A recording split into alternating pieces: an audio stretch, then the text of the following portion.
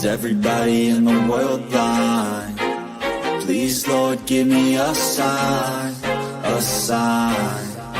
I feel like I'm losing my mind. Is everybody in the world blind? Please, Lord, give me a sign, a sign. I wanna be the greatest. Everybody on the fake shit. I look around and feel like everybody is the fakest. I make this every day and I'm impatient, hoping one day I blow up from the basement. Statement, the top is so vacant. I don't hear shit that I think is amazing. Waiting for my day when I'm playing sold out shows for 1,000 faces. Hey, give me that crown, get in my way and to be put down. It ain't your place, all this my town. If I want that shit, then I'll get it right now. I'm losing it, the noose it fits. Some losing shit, a stupid myth. You choose to live or choose to dip. You choose to fight or lose your grip and lose a gift. I feel like Yeah, what's going on, everybody? Welcome to the Rebuttal Entertainment. Y'all know what the show is today. How Men Talk. Dub Right Side will be in the building. HLD is missing in action, but he's taking care of things. You know, so y'all come on up in here, man, and hit the like button. Share the video. Subscribe if you're not a subscriber. The 154-pound division supposed to be one of the best divisions in boxing, and it is not going nowhere, I see. Lorenzo is in the building. What's going on, Lorenzo? Everything good with you and the family? My man Jason is in the building. What's up, Jason? All things is in the building. Everybody coming up in the building, man. I appreciate y'all coming up in here early.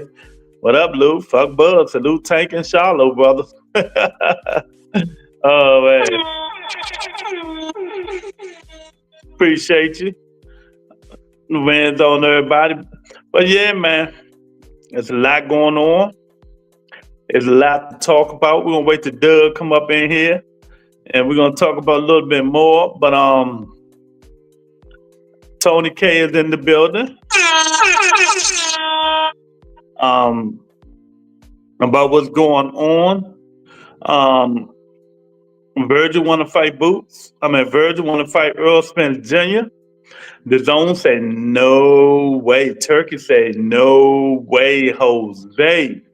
They want the Boots in his action. They putting that man in the corner. They say they will not. They will not finance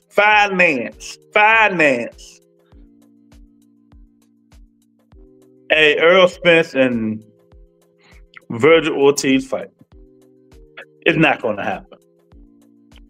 I don't blame them. See, but you got to blame Turkey and some of these other promoters for giving these guys this big money. Now they're going. I told you guys this was coming.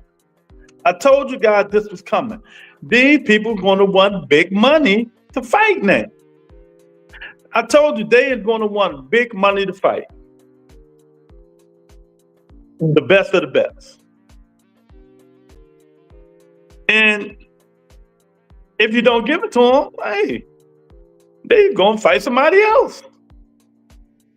You know, Oscar gonna have to pay Virgil himself, but not the $10 million just to go fight somebody else. But the Zone ain't having it. If Virgil gonna fight, he gotta fight on the Zone platform, and they do not want nobody but Jerron Boots Ennis. See what happened when you do all this ducking and goose and ducktail bull crap, and you see. Now, you do all that talking, you got to back it up. These executives, these corporations, these dudes are paying out their money. They tired of it. They tired of just giving away money. You know, they tired of just giving these fighters money. And these fighters don't do nothing but run. Some of them turn into the running man and all that stuff. They tired of it. You know, I don't blame them. If I'm going to give you $5 or $10 million, I want to see a good fight. I don't want to see no fake masterclass boxing, Jason. Lorenzo, I don't want to see that.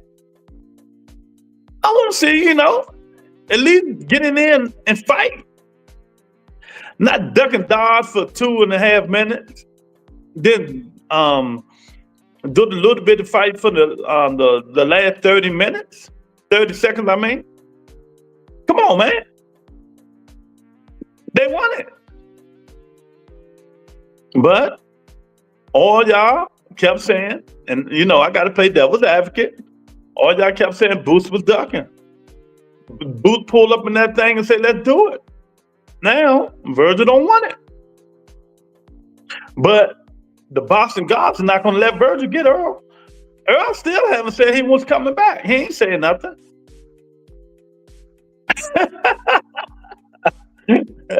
Jason say, Turkey said, these fighters can get these nuts. Yeah, basically that's what he's saying.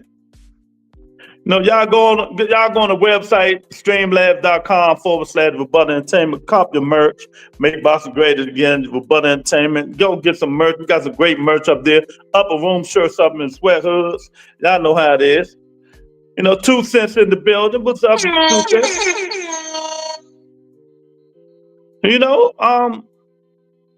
I told you guys this was going to start. When them dudes start giving them money, giving them dudes them big paydays, they're all they're going to want. That's all they're going to want. Well, Virgil ain't never got one, but Virgil want one now. But it might be too little too late, because I never seen the Zone executive come out and say no like that. This the fight we want on this platform. That's what he said. Turkey said, no, I ain't getting nobody that money. They wants to see Boots Anderson, Virgil Ortiz. Don't nobody want to see no has-been Earl Spence Jr. Maybe if Earl come back and get something he don't like, a tune-up, get a tune-up, and we see what he's looking like, maybe then, we'll get excited and stuff like that. But nah, it's time for these young guns, while they still young, to get in there and start fighting like the old school people. I'm not giving you no daggone $10 million just to fight Boo Boo the Fool. I'm not giving you $5 million. I'm not giving you $5 million to fight just anybody no more. But you got to blame the people y'all wanted to blame. You got to blame Turkey. You got to blame Turkey. Turkey have a ownership stake in the zone. I don't even know. I don't even know if he bought something or not. They sold him a share or not. But I know what the zone said. The executive came out and made a statement saying no. They said no, no, no, no, no. Exactly. $10 million to fight an undercard fighter that just looks sharp fighting B and C class fighters. And he won $10 million. He's scared of Boots. He's scared, y'all. He's scared. He's scared. I hate to say it. The man is scared, man. But it ain't he's scared. He just want the payday. He just want the payday. That's all. You can't handle the truth. You can't handle the truth. That's all it is, man. He just want the payday. And I agree with his own executive 100%. Mr. Shelton, I'm with you, Mr. Shelton. I feel you. I feel you, man. They did all this back and forth, talking about Boots was scared him. When Boots got in the ring, got in his face, said, let's do it.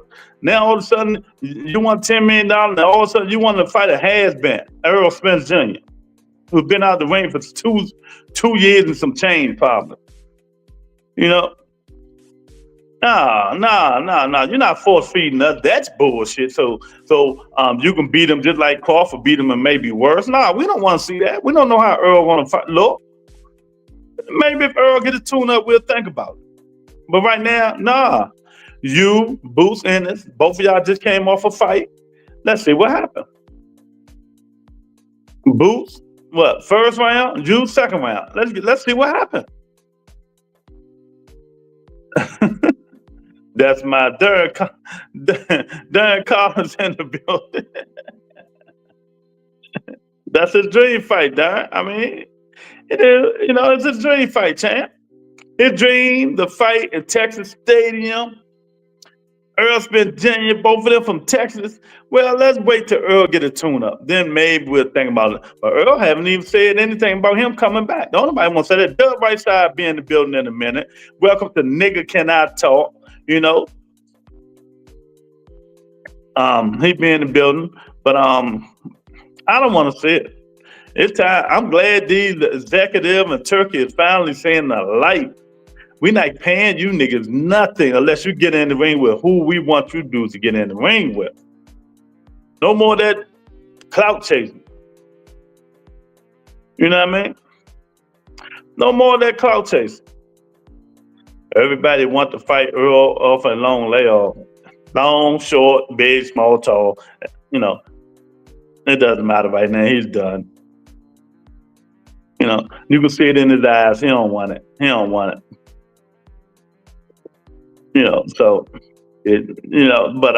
we'll see. We'll see. He haven't said nothing. But thank God the DAZN executives and them and Turkey, they nipped that stuff in the bud already. You nip that in the bud. 2 Cents, I'm gonna start singing to you now. I'm gonna start singing the 2 Cents. She said, you don't know that, Lou. I got something for you, 2 Cents. Wait a minute. When you wish upon the stars, doom, doom, no matter who you are, doom, doom. When you wish upon a rainbow, when it's gone, when you wish that Earl Spence come to fight, but he's not.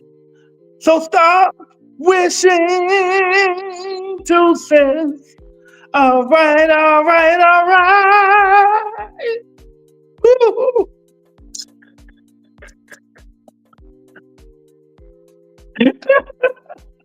Apparently, Ortiz Jr., the second coming of Oscar De La Hoya, claimed Robert Garcia. Oh, shit. Nah, baby. No, baby. Virgil is not the second coming of Oscar. Oscar fought everybody. Oscar ain't ducked no way. Oscar didn't even have to fight Bernard when he fought him. Virgil, nah. But like again, I'm telling you, Darren, it's like back in the days. They paying these dudes these big paydays. So they're gonna add for them. They know people want to see these fights. So they're gonna hold their ground.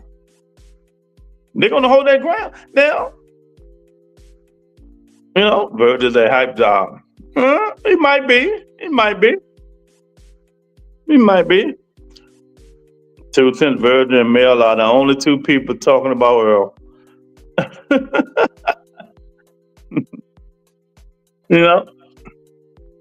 That's another guy, Jamel Charlo. Get in there, get a tune up. Let's see what you look like, champ. Ain't nobody giving you $10 million off the break. What's wrong with y'all niggas? When did Virgil become the polarizing Mexican American star? He not that Darren. He's just getting better. I always tell you guys, these people messing around and letting these dudes get better. They messed around and let Sebastian Fundora get better. They should have got him when Mendoza knocked him out. They should have kept doing it. He's getting better with every fight. Same goes for Virgil Ortiz. With every fight Virgil he gets better. He learns from his mistakes. And it ain't like he been fighting doodle crap. I mean, he been fighting some B-level fighters. They should have got these dudes when they was down, when Virgil didn't want to fight Boots. They getting better. You know what I mean? He's not polarizing yet. only way he gonna get that if he beat like Charlo, or Boots or somebody and stuff like that. Then Virgil will be he would be up there. But other than that, beating Marsmore and them ain't gonna get him, and Earth and Lumen not gonna get you nowhere. My man Pounder in the building. What's going on, Pounder?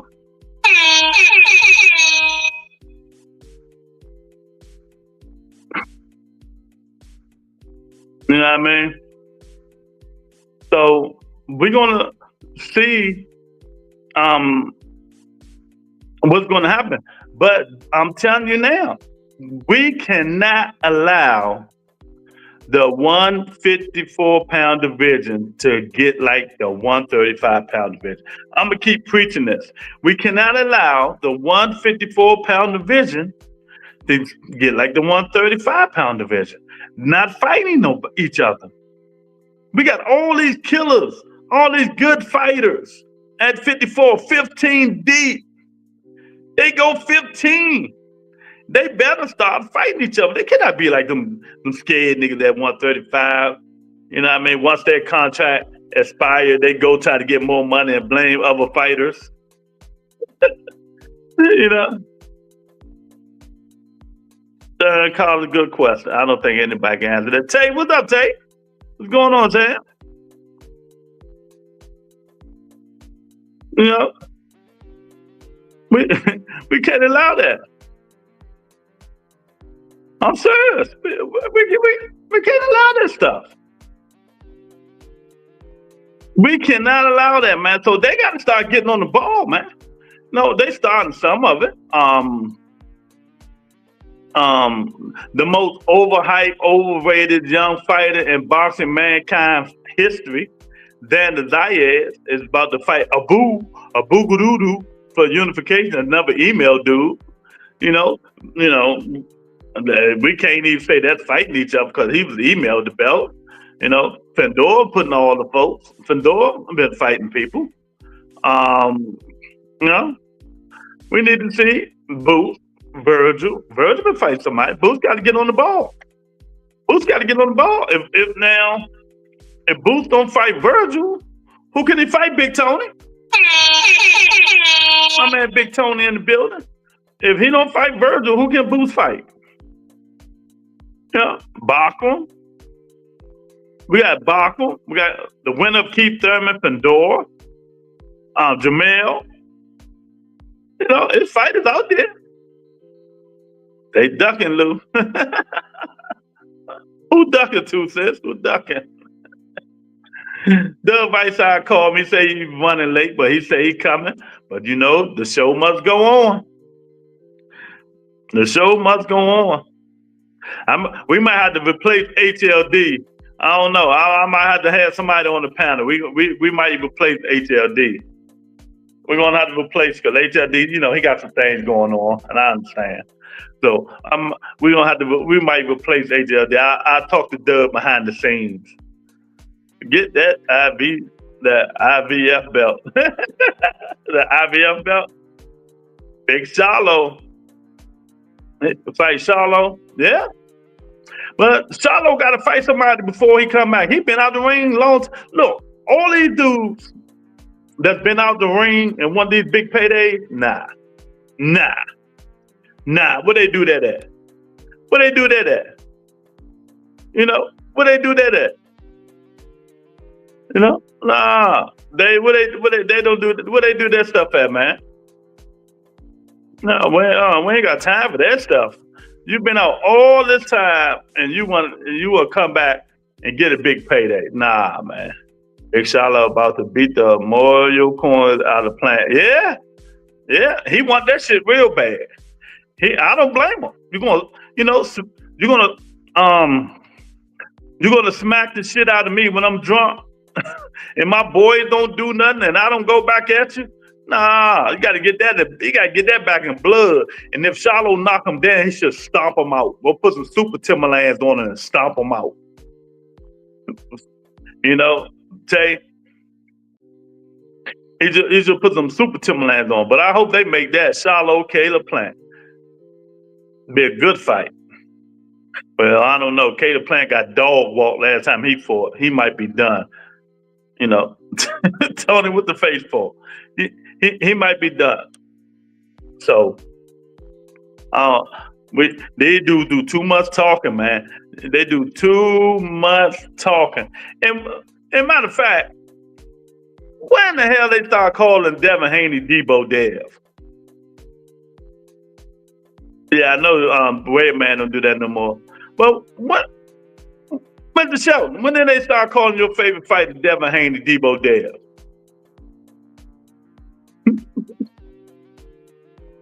You know, when they start calling Devin Haney Debo Dev. Do you have evidence of this? Who in the hell is Devin Haney Debo? That's the most ridiculous shit I ever heard of in my life.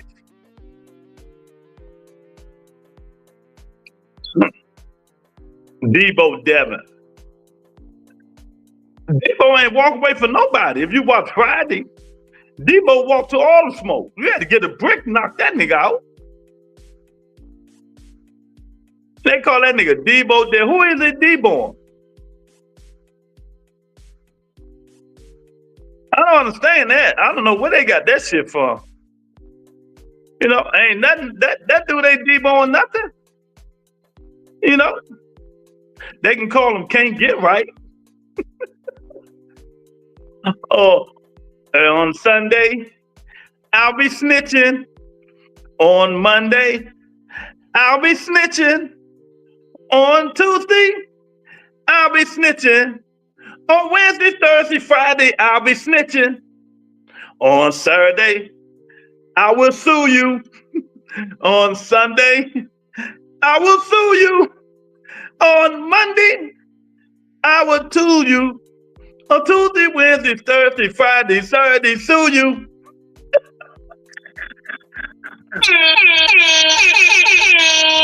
Oh, man. My man Jason with the $2 super chat. What is that? What my man Jason say? What is that? Where is that? There you go, right there. Where's that? The bitch Dev the runner. Dev the runner. Yeah. Thank my man Big Tony for the $2 super chat. Boxing need Haney to win big next weekend. It's 2 weeks from now, man. For facts over feeling. What I understand why you saying that, Dub, but saying it again. Luke doing a lot of singing today. I happy to see you too, said baby. I happy to see you. I happy to see you.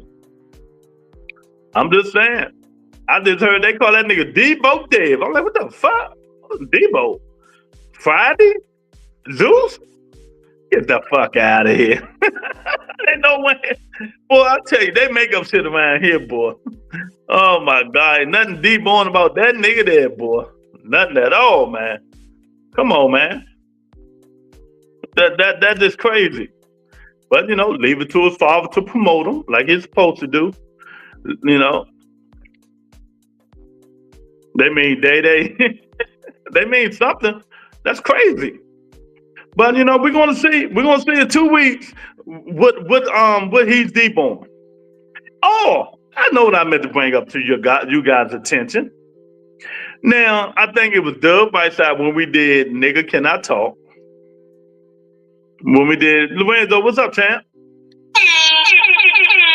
When we did Nigga Can I Talk, and I was telling Dub that they're gonna make up an excuse.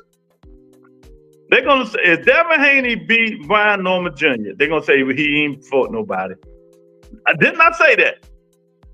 Now I'm saying shit on Twitter saying if Haney win, they're gonna say he fought a nobody. I told you. Didn't Debo get knocked the fuck out? Yeah, he did. That's what I just said. Debo got knocked the fuck out too.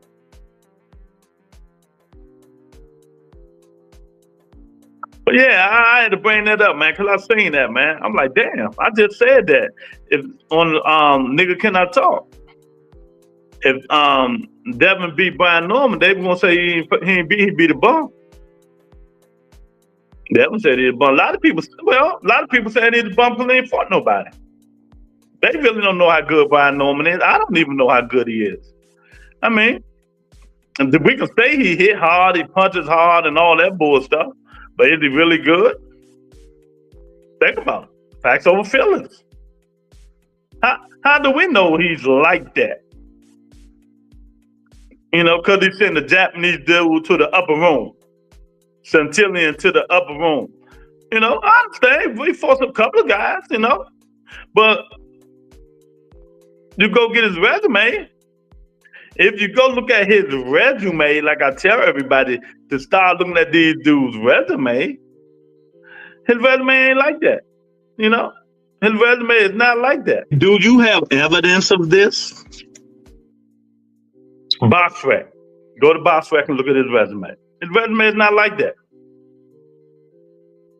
So they can make that excuse if he do. He ain't beat nobody. They just hype Brian Norman up. That's exactly what they can say. And what going to be you guys' rebuttal? What going to be you guys' rebuttal if they say that? Dula Mason finna be moving and turning nukes all day till nukes can't get up. He better do something because, first of all, he better learn how to block them punches. What will happen to Devin if he gets knocked out by a bum? If Devin Haney gets knocked out by a bum and Brian Norman Jr., they said, oh, the Haney-ites can be doing this all for the next 2 months. What, are you gonna cry now? Come on, cry, baby, cry for me. Come on, cry. Deep in the recesses of my brain, a tiny red-hot little flame began to grow.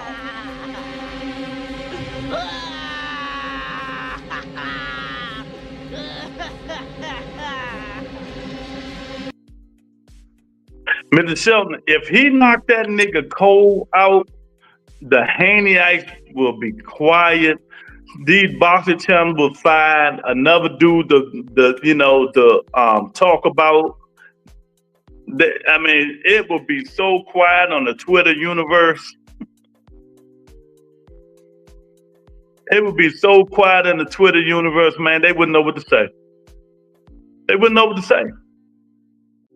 If that bum, as they call him, Brian Norman, knocks Debo Dev, the Dream Haney, out and stand over top of him and start stomping him with his Timberlands,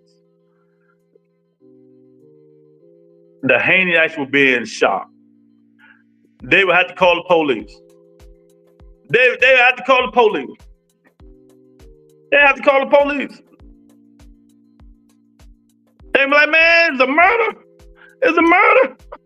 I hate to say it. They go like, what happened? Oh, the man just got murdered. You know, they will have to call the police, man. I'm telling you.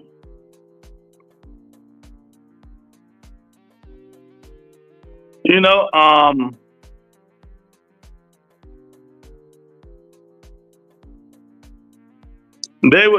telling y'all that they will have to call the police, man. And they will lock Brian Norman up for manslaughter.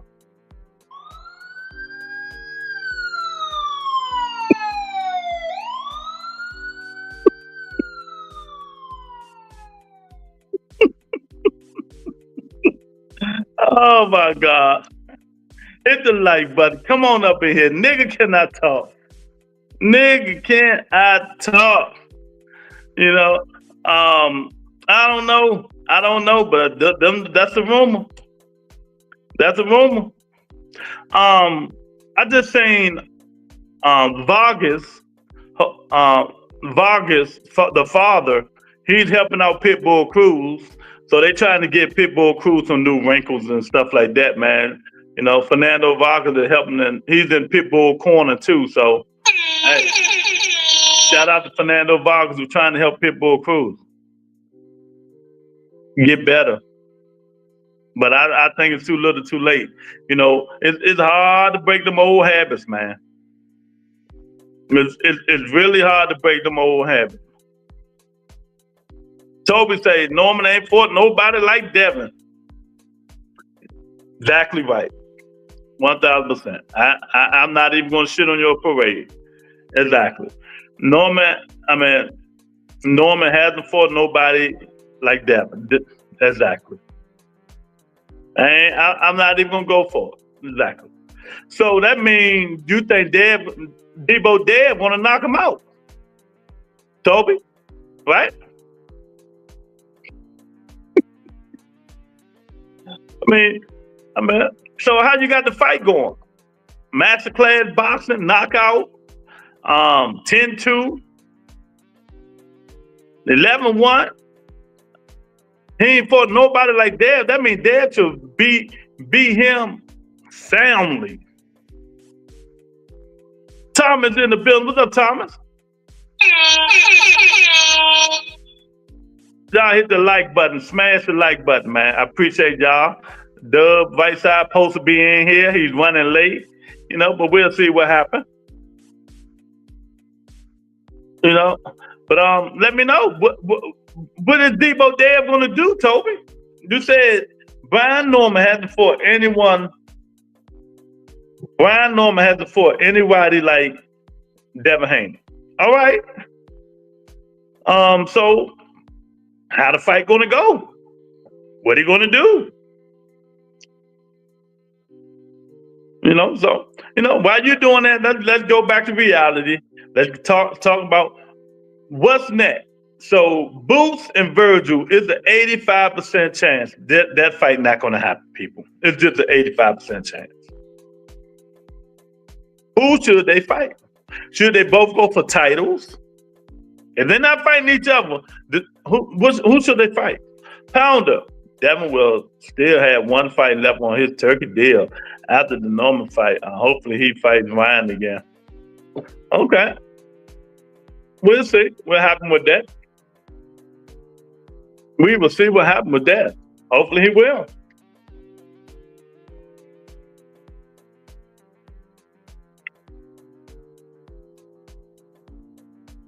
I can tell Toby this. This is the second fighter Devin Haney fought that's his size. Let me say it again, Toby. Did you say Norman hadn't fought anybody like Devin? This is the second fighter Devin Haney has fought that's actually his size. Facts of feelings. Facts over feelings. So now, everybody is in training. If you look on YouTube, you look on Instagram and stuff like that, you see everybody in the dungeon. Jamel Charlo's in the dungeon. Jamal Charlo in the dungeon. Earl in and out of the dungeon. Plant back in action. He might be fighting Jamal Charlo. So everybody trying to get a piece of the pie. Benzo in the building. What's up, Benzo? Tell me what you think, champ. Y'all saw the thumbnail. Bachram, Boots. Maybe that's what Boots need to go. Go, Boots. You want to show? Go show us. Bachram is not the boogeyman. Show us Bachram is not the boogeyman that everybody thought he was. Just because Terrence Crawford ran from him and didn't want that smoke. Go ahead, Boots. Teacher in the building. Sandel Boots is fighting. That's something. Yeah. I mentioned that before you came on. Yeah. Sandel no Boots or Bees or Bass or whatever his ass is. Yeah. That's something we looking forward to, Teach. Something we looking forward to. Mm-hmm. The two weakest fighters of the division. The two weakest champions of the division. And I don't put them in the top 5. I don't put them in the top 10. Neither one of the 154-pound division. I might put them in the top 8, maybe. That's how it is. But the email dude, nah. I seen him fight twice. Nah. Watch his fight before he whipped Tim Zoo. Who you talking about, Pounder? Who you talking about? Bachram? I seen it. I seen Bachram last too. Bachram can be beat. Boots can beat him if Boots try. You just got to fight him the right way. You know, you can't go in there and slug him with a puncher just because you think you're a puncher. Outbox him. Like he had a fight when he got that belt. They went the whole 10 or 12 rounds. They went the whole 10 or 12 rounds. It was a good fight. He's not the boogeyman, but y'all making him the boogeyman. Because don't nobody talking about him. They making him the boogeyman because ain't nobody talking about him. But sooner or later, somebody gonna have to get in the ring with him. You know? Sooner or later, if they want that, what he got, the IBF? I think he got the IBF. He got the IBF. So if somebody want it, go get it. Don't get mad. Don't get scared because he beat Tim Tszyu up. Who can't beat Tim Tszyu? They giving that guy too much respect. They're giving him too much respect, man. Man, I'm gonna say this again, you guys, Thomas and you guys, man.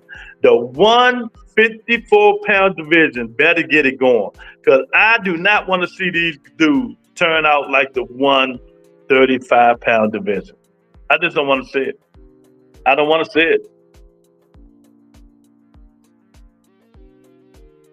It's funny how Boots and Ortiz both turned down the boxing fight, but are complaining about belts. Nobody want that weight drain belt as a standalone. Exactly. You know, that's another reason I got to be honest. They don't call them out. You know, that's another reason they don't call them out. Nobody feel like going through that bullshit. Now, if both of y'all had a belt, then it'd be a different story. So, Darren Collins, you said both of them turned Bachman down. Okay, my version of turning down is, did they send him a contract? Did they send him did they send any contract of anything? I mean, how did they turn Bachman down? Do you have evidence of this?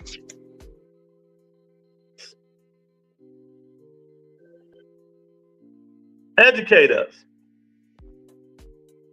The right side, no side, left side is in the building. My guy. What's up? How you feeling, man? Oh, I'm feeling good. I've been singing to 2 Cents and all kinds of shit. You been Shout out to 2 Cent, man. Yeah. Hold on. Lou. Huh? Man, we was all wrong, man. We was totally wrong about our prediction, man. About what? Virgil versus Lubin. Oh, you said 8. Yeah, it was before then. We said we both picked Lubin. I mean, Virgil. No, we picked Virgil, but we said it's gonna be about 8. Right. Earlier than that. It was way earlier than that shit. Man, that was crazy, right? What's going on with my day? Yeah, well, 1000% crazy. What's going on? You good? You know, froze up? Am I back? You back, but your screen is froze.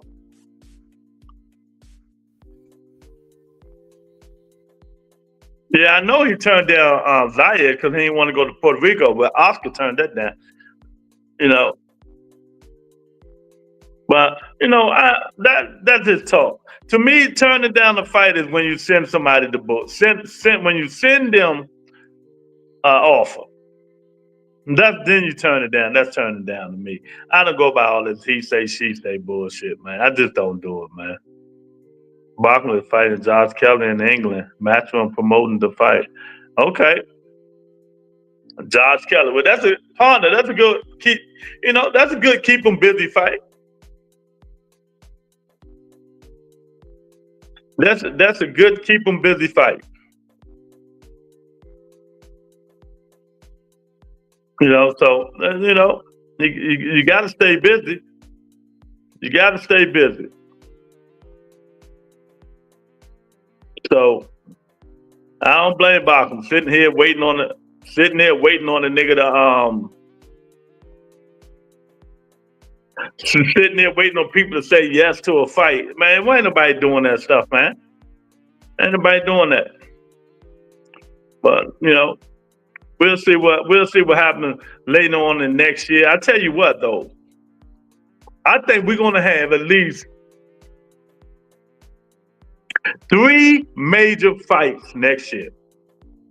We're gonna have at least 3 big time major fights next year. When it's supposed to fight Boots. I believe it when I see it, man. I believe it when I see it, man. These dudes now, Pounder, they do whatever they want. They do whatever they want, man. And now the Turkey is missing him. And I told y'all he was going to miss a match now. He was going to miss a match. Them dudes squandered the bag. They squandered the bag by him giving you all this money and you not even fighting. You Tom and Jerry and this shit. And he said, nah, fuck that. We're not going to just keep giving y'all money and y'all running around the ring, dancing and shit, touching each other every two rounds and all that bull crap. They fumbled the bag, Jason. They fumbled the bag, Lorenzo. They fumbling, man. So I don't blame them. I don't blame them. I don't blame the zone. Get these lazy ass fighters off their ass and make them get in the ring. I'm not giving you 10 million, nigga. If you don't want it, stay inactive. That's my motto right there. I'm not giving you $10 million. You're not worth it. You don't want it, stay inactive. Stay inactive. Other than that, let's get it going. You know what it would do to Virgil and Booth's career if they fight each other, and it's a hell of a fight. 12 rounds, both been knocked down, they both bloodied and bruised up. They get back to 12th round, they fighting like shit, and it's a draw.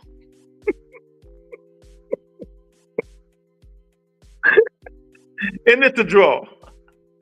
It's a draw. But then, everybody hollering for the rematch. They rematch. We want a rematch.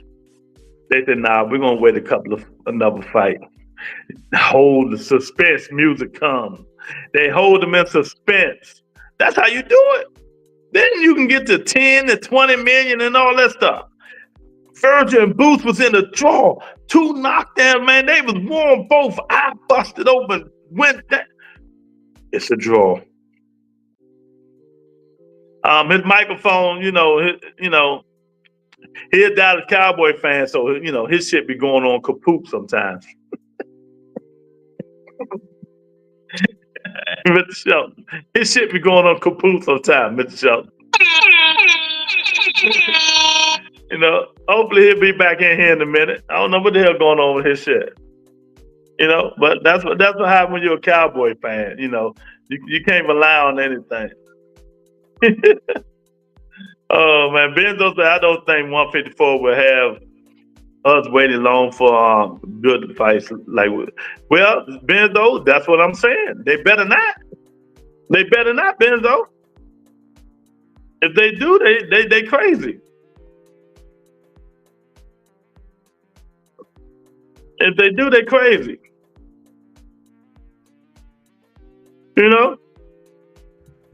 There you go. Can you hear me now? Yeah. I don't know what the hell just happened. Everything just locked up on my computer. I don't know. But go ahead. Nah, you go ahead. Man, I was shocked. I didn't see. What did you make of the fight?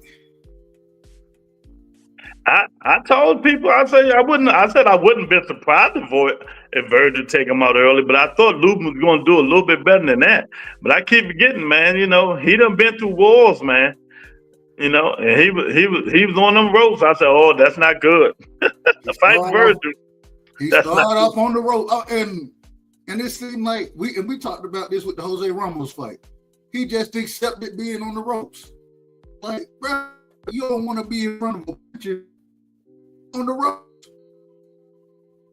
Yeah. Yeah.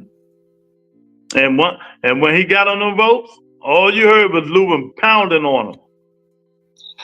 Them was them punches. You know, them was the punches right there. The other one froze up again. Man, you need to get on your phone and get off that laptop. Only people fighting at 54 are Darius and Babu. Yeah. I thought the fight was gonna go a little bit longer though. I did think it was gonna go a little bit longer, but it didn't. Shout out to the Earth and Lubin. I mean, shout out to Virgil Ortiz for not letting it go longer. You know, W, you gotta get on your phone, man. Get off that Wi-Fi, man. That Wi-Fi ain't working for you today, champ. It ain't working for you today. I'm about to put a link in the comments in a minute. Let 2-6 come in here and cry about Earl Spence. Oh man, yeah, man, y'all. Oh man, I tell you, man. I pray Bizzo, that the 54-pound division do not be like 135. Because, you know, they did all this zipping and zapping and zapping and zipping and chapping and all that bull crap and don't fight each other. Another black eye for the sport of boxing. It would be another black eye for a sport of boxing, man. You know, they do all that talking and screaming and all that shit and don't fight each other. Come on, man. Nah, they got to. You know, they got to. Because boxing is dwindling. It's running down. It's going down. It's going down to the nitty gritty, Mr. Shelton. I'm going to put a link in here. See, I'm going to put a link in here. See a little bit of comment, but make sure y'all mics is good, man. If y'all mics ain't good, don't come on. Don't hit the link. Don't hit it. If your mic ain't good, don't hit it. I don't even want to talk. Nobody with bad mics. Yeah. But yeah, man. I don't know what y'all think, man. But they who is it? Shane Mosley Jr. is fighting who? Jose Ramos. That's gonna be. I think that fight gonna be good. I think Jose Ramos gonna be. Shane Mosley got some dog in him though. He got some dog in him. That should be an interesting fight. You know. So we need to get the B level and the C level fighters at 54 fighting each other, but the A level fighters are not. They want $10 million. They want $10 million. Where they do that shit at? The C levels and fighters, they fighting each other. They trying to move up. But the A level fighters, they want $10 million, $7 million to fight each other. Nah, man, we ain't doing all that, man. We ain't doing all that. And I just say we ain't putting nobody on here with bad mics. What's up with the show? Is Lubin a bum since he got knocked out? Lubin been a bum though. I ain't never liked Lubin. Wow. Well, why y'all pick a bum then? Why y'all niggas pick a bum? If you been a bum, why you pick him? Who picked Lubin? Oh, y'all didn't pick Lubin? I thought you were No, he said I accidentally said it. We picked Virgil Ortiz to get him out by 8. Oh, okay. All right. But that was Dub was talking about. We picked him to get him out by 8. Oh, okay. And he got him out by 2. 1.5, really. Yeah, man. I was really happy with the zone today when they did that. Man, what did you talking about? Errol Spence. We're not messing with that dude. That's not happening on our platform. I love that. Why you keep trying to bring this dude back from the dead, man? Let that dude rest.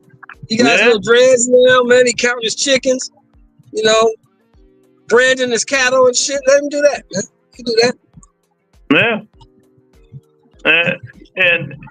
And he hadn't said anything. People just saying this stuff. But I'm gonna say this. No, he ain't saying it. It's these goofy ass fans. They keep saying it. But I'm gonna say this. He's better now. He don't never say that. he better not come in and keep making the same mistake, trying to act like you like that, and don't get a tune-up when you've been out for 2 years, just coming off a vicious ass whooping. You know, now if he want to do that again, let's just be perfectly clear. Let's be perfectly clear, Lou. He ain't beating nobody in the top 10 at 154 right now. None of them. He ain't beating none of them. I ain't picking against nobody. Not right now. He got to show something first. He got to fight somebody and show that he can even compete. To the right side. Can y'all hear me, man? Yeah, we can hear you. I can hear you, Dub. I can hear you, Dub. You better get on your phone, nigga, and get off that laptop. Because you in Georgia, man. Hey, look. You just as bad as the Georgia offense, Dub. You out of order. Don't start the nonsense. We ain't talking about that right now. We're talking about that later. We started. Look, though, man. No, and Uncle Chuck, I think I heard you say that we picked Lubin. No, we picked Ortiz. Yeah, he told me. He corrected me. But the problem is I just didn't expect it to be as brutal as it was. That man ended up hugging the referee. He didn't know he was. Well, if you guys remember the fight, Dub, if you remember the fight, Lou, he got hit with an uppercut at the end of the first round. Y'all remember that? Yeah. He got caught with an uppercut at the end of the first round. He was hurt then. Went back to the corner, got some water put on his head. You know, they said something to him, but I don't think he hurt him. I think he was hurt then. And then when he came out, he went back to the ropes. As soon as he got on the ropes, he got hit with a right hook to the temple. Yeah, that's about the right hook to the temple, and it was over. That right hook to the temple took him out. Did you see how he got it though, yeah, Dub? Go ahead, Lou. He knocked his hand down there. You know how he knocked the glove down? Yeah, Then caught him with the right. He peeled that guard. Yeah. Hey, it was. Shout out to Virgil, man. I give him credit. You know what I'm saying? I thought, hey, that was a spectacular performance from him. Now I'm gonna be honest. I don't know what this EJ talk is. I don't know nothing about that. That's outrageous. He ain't saying nothing. Well, you ain't got to worry about that. Talking. You ain't got to worry about that because the zone shut that down immediately. Good. Yeah. That's not happening. But this is my other thing. And going to will 54 be like 35? Nobody fighting, right? Yeah. I've been saying that for a minute. So how all of a sudden you need $10 million? Where did this 10 million number come from? What are we doing right now? If you've been doing it for a minute, you see what's going on, man. He wants to pay. He wants to pay that. And he ain't made nowhere near. But there's a lot of fighters who haven't made nowhere near and got paid. Look, let's just call a spade a spade. Let's just call a spade for a second. Ain't either one of them niggas worth $10 million. Neither one of them. Neither one of them. What are we doing? This is crazy, man. This is crazy. That's how it is. But wait a minute. The way y'all saying that shit is y'all wasn't saying that shit when Turkey started giving out all that money. You can't blame nobody for him. Now they see he giving it out. They want it. Man, listen. Yeah, he gonna give it up, but he ain't gonna give it to you. I'm just saying I don't think Turkey paying $10 million for no Virgil. Oh, he said it today. Him with the zone came out with us saying they not paying that money. Virgil ain't fighting no motherfucking Earl Smith Jr. And we putting the zone say we putting our foot down. It's as simple as that. But hey, real quick. Go ahead, Doug. It seemed like before this fight happened, the way everything had kind of been being discussed, it seemed like that the fight was all. If Virgil went out and did what he did, then they was gonna make that fight. It wasn't no reason for Boots to be there and to jump in the ring with the man if there wasn't some type of conversation between Eddie and Oscar previously to this, and now all of a sudden now $10 million numbers start popping up out of nowhere. Like what? Hold on, man. What we doing? Yeah, y'all the one said he ducked. Y'all said he ducked y'all. I can tell you what Turkey said to both of them dudes today. He said, last time I talked to you, Virgil, you told me your pinky was hurt. And nigga, last time I talked to you, you was talking about 2 tune-ups. So neither one of you niggas getting $10 million. Ain't nobody get 10 million. Ain't nobody getting Neither one of you niggas getting $10 million. You might get 2. I might give you 2. I might let y'all split. I might let y'all split 6. Nah, they're gonna get more than 2. Yeah, let me tell you something. Let me tell you the knowledge. They're going to get more than 2. They're going to get about 5 or 6. But they got to fight. I don't know about that, Lou. 2 niggas with no belts. I don't know about that. Well, Mr. Shelton, let me school you on, as Dub called you on the Shelton. Let me school you. Some of the biggest fights in boxing has been without belts. Name one. Tank and Ryan. That's an anomaly. That 2 goofy ass motherfuckers. Name one. I named one. Yeah, I'm just saying. Name another one. You said some of them. It's like 3 more. It's like 3 more. But what I'm trying to say is, man, they consider this. We don't. Do you consider this a big fight? No. Okay, you don't. Dub do. Okay. I do. Now, Dub, you consider this a big fight, right? Correct. Now, if this one of the biggest fights you can make, everybody wants to see again, non-belts, no belts, I'm going to give you a little bit more. We giving a no-name fighter. Dub ain't like this when I said it last time on the show, but I'm about to make him eat his words. Brian Norman Jr., no-name fighter that don't nobody know, who just got a belt. Yeah, that's true. Email. Yes. And they give him $3 million. And these niggas here is more known than Brian Norman Jr. Yeah, they are. They are. And that's a fact. What I'm trying to say, Doug, when we were talking on the show last time, and I said that if Devin Haney beat Brian Norman, they're gonna say, remember, Dub, I said they're gonna say he beat a nobody. Why are they talking about that on Twitter right now? I told the nigga we listened to the show, Dub. But you gotta understand, Lou.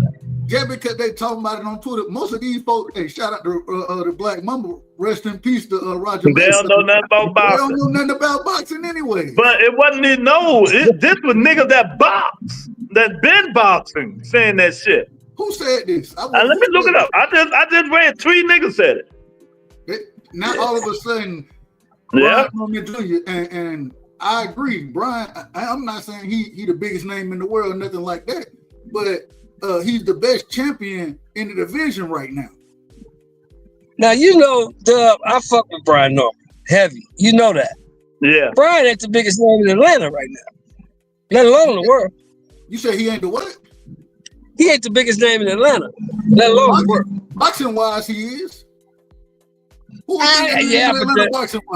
what I'm saying is the Atlanta boxing scene ain't really that big to begin with. It ain't really that popping. We agree that I can't. I'm just saying that. A motherfucker think about Atlanta. The last thing they think about is boxing. Touche. I'm not disagreeing with you one bit. Y'all hit the like button. Come on up in here. We got Nigga Can I Talk, right side, Mr. Shelton in the building. The 154-pound division. Yeah, it might be another 135-pound division, man. They doing a lot of gossip. But at least we got the C-level fighters fighting each other. Vander C-level fighters. Who he fighting? Who's Xander gonna fight? Abu. He fighting Ross Baru. Abu. They unifying, Dub. They unifying. That's a decent fight. That's decent. Abu. Hey, look, Xander, and what, they gonna be in Puerto Rico? Yeah. In Puerto Rico. Xander told you that. Hey. And from what I hear, you can correct me if I'm wrong. You can correct me if I'm wrong, Lou. From what I hear, Abu about to get $4 million. I don't know how much they gonna get. I ain't looking. See, I don't think that's true. $4 million. Yeah, they said about to give me $4 million to go to Puerto Rico. I have to see that. That I don't know nothing about that. Benzo say, give Zayas his credit. What kind of credit you want me to give a nigga that ain't fought nobody? That ain't happening. Y'all know that. My man Joaquin just came in here. Well, say he ain't fought nobody. Y'all You know was calling that. somebody. Hey, Mr. Shelton, I got to do this to Dub every show, but then I skip the subject. You know I like fucking with Dub. Breaking news. Dub's favorite president, Donald Trump. Breaking news just came off the wire. Donald Trump may have stolen $3 billion from the American people. Investigation, they said it's starting. But who want to investigate it? His own people? Get out of here. That be the nonsense right now. I don't know who investigated. Where he stole it from? I don't know. I just seen it pop up. Put it this way. If there's a way for it to be stolen, Donald Trump he stole it. Oh yeah, you can believe that. That's exactly 1,000. 1,000. But the crypto coins and all kinds of shit. Don't get me started, man. Let's go back to Boston. But the C-level fighting each other. Why we can't get these A-level niggas to fight each other? Why everybody want money? Charlotte, 10 million.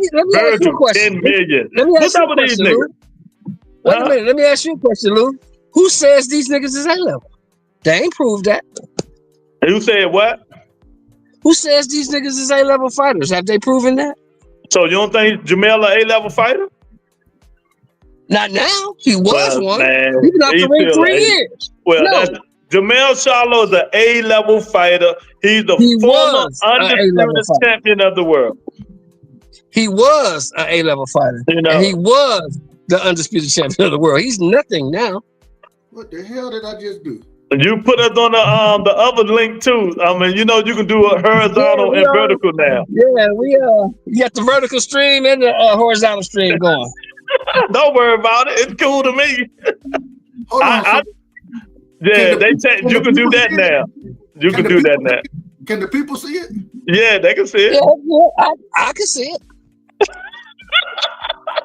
Boy, hey man, StreamYard, they're too fancy for me, man. This shit done got too fancy. Hey, Dub, say, what the fuck out of this thing? But yeah, man, hell yeah, Charlo A-level fighter. And if I'm him, but I know it wouldn't happen because Van Zaya did with who? Oscar or Matchroom? No, Xander, he went top rank. Yeah, he was top rank? He's a top rank fighter. He's top rank fighter. Okay, so Jamel is not gonna get that fight. He ain't gonna get the winner. They're gonna keep that in house. Hold on, I got 2 streams going at the same time. Let me tell you this. No. Let me tell Doug how to work this thing. It's a horizontal button and a vertical button. You can stream it both ways. Hold on, I'm gonna cancel this one. So evidently you hit one of them. Hold on, I'm gonna remove this. Let me delete this. And let's try this thing again. Tony, there you go. Hold on, give me you back. Let me tell you this, Lou. Right now, if Jamel Charlo come off the couch, right now, he ain't beating nobody in the top 10. Nobody. It'd be half of them niggas. No, he won't. No, he won't. Yes, it will. He needs to tune up. No, he don't. He'll be them little bums. He needs a tune-up fight. You said top 10. He'll be 5 through 10. No, he won't. I'm telling you, he'll be 5 He'll through 10. get his ass whooped. He needs a tune-up, man. He needs to do just what his brother did. He needs to fight Cornflake. Do what his brother did. He'll be them niggas. A lot of these niggas overhyped, man. These niggas overhyped. Fight Cornflake, man. Don't come out. Don't listen to Lou. Don't listen to Lou and get your ass whooped. Oh, I don't know. I already told him he needed to tune up, but I'm saying he really don't to fight some of them niggas. What? But if we're gonna fight the Tower Inferno and them niggas, he need to tune up. Hold on. So what? Okay. First off, first things first. Is he still champion in recess? No, they been took that. No. So he ain't even champion in recess no more. No. He got to dig his way out the mud, right? Yeah. He's a nigga on the corner. Yeah. He's a nigga at the liquor store. That's who he is. Yeah, he got to dig his way out the mud. Hold on, and then you know the perfect fight for him. Him and EJ, they need to go on and fight. No, him and EJ, they need to fight each other. Why not? Exactly. They both been up for 2 years. Exactly. That's a fight. You both been out for a long period of time. You both in Texas. There you go. Yep. You both reformed alcoholics. Yeah. Perfect fight. Hey, Angel baby, what's going on, baby? Shout out to DJ. Shout out to Angie, baby, man. Salute. And DJ, they took that shit away from him 7-8 months ago. He's no longer, go check it out. He's no longer the champion of Reset. They announced that shit. I thought they took that away from him. Yeah. I don't know. Well, yeah, that's a good fight. I mean, that'd be a good fight. I'd like to see. Because y'all remember when they interviewed him, he came on saying, "Yeah, they done took everything from me." I think it'll do well in Texas. What y'all think? Man, it'll do great numbers in Texas. It sure will. It'll do crazy numbers in Texas. Both of them coming back from not fighting in the last 2.5, going on 3 years now. Yeah. And they come back and they fight. Both of them coming off them. Yeah. Hey, I think it'll do amazing numbers. Yeah. Hey, put it in Jerry world. Let Jerry Jones go on and get. What the undercard? What the undercard gonna look like? Who gonna be on their undercard? There's gonna be some good ones on there. You can put some people on there. Oh, you know who you put on that undercard? Virgil Ortiz. You put Bam Rodriguez. You put everybody from Texas on there. Hey, have Big X the Plug come out there talking about we from Texas. Well, I don't even know. Put Clarissa on that motherfucker. Hey, we'll take it. We'll take it. Put Clarissa on that motherfucker. Man, yeah. You put that in Jerry World. That's with hey, look, somebody your king, he said Kid Austin on there. Kid Austin, we don't know what Kid Austin. He probably pull out the fight. But hey, man, he'll pull out the fight. Yeah, he'll probably get out. He'll pull out. You know, man, y'all trying to put my son in the undercard? My son ain't no undercard fighter. What the fuck y'all niggas talking about? My son ain't no undercard fighter. What's wrong with you, Dad? Right now, what you need to do with that nigga Schofield? What you need to do with that nigga Schofield? You need to put him on Clarissa Shields undercard. Man, what's wrong with y'all? My son ain't no motherfucking undercard fighter. You know, he fight who I say he fight. He the best at 135, motherfucker. And stop talking about him getting hurt. Put him on Alicia Baumgartner on the card. Gotta be the best for him. Put him on Baumgartner on the card, Dub. Put it on it. Put him on anybody on the card. Just make sure we all understand this man is not a headliner at this current point in his career. The man ain't you done pulled out too many fights to headline anything, Negro. Respect. Yeah, exactly. Well, you can headline him, though. Put him in a high school gym. Let him headline there. He gonna headline the same place that Badu Jack. That Badu Jack. Yeah. I can't believe he's still fighting. Badu Jack 44, ain't he? That nigga. Badu Jack need to sit. He need to sit down somewhere. He sure the fuck do, man. He need to sit down. You know, but what we gonna do, Dub? What we gonna do about this 54-pound division, man? Man, it ain't nothing we can do about it. But I'm just telling you like this.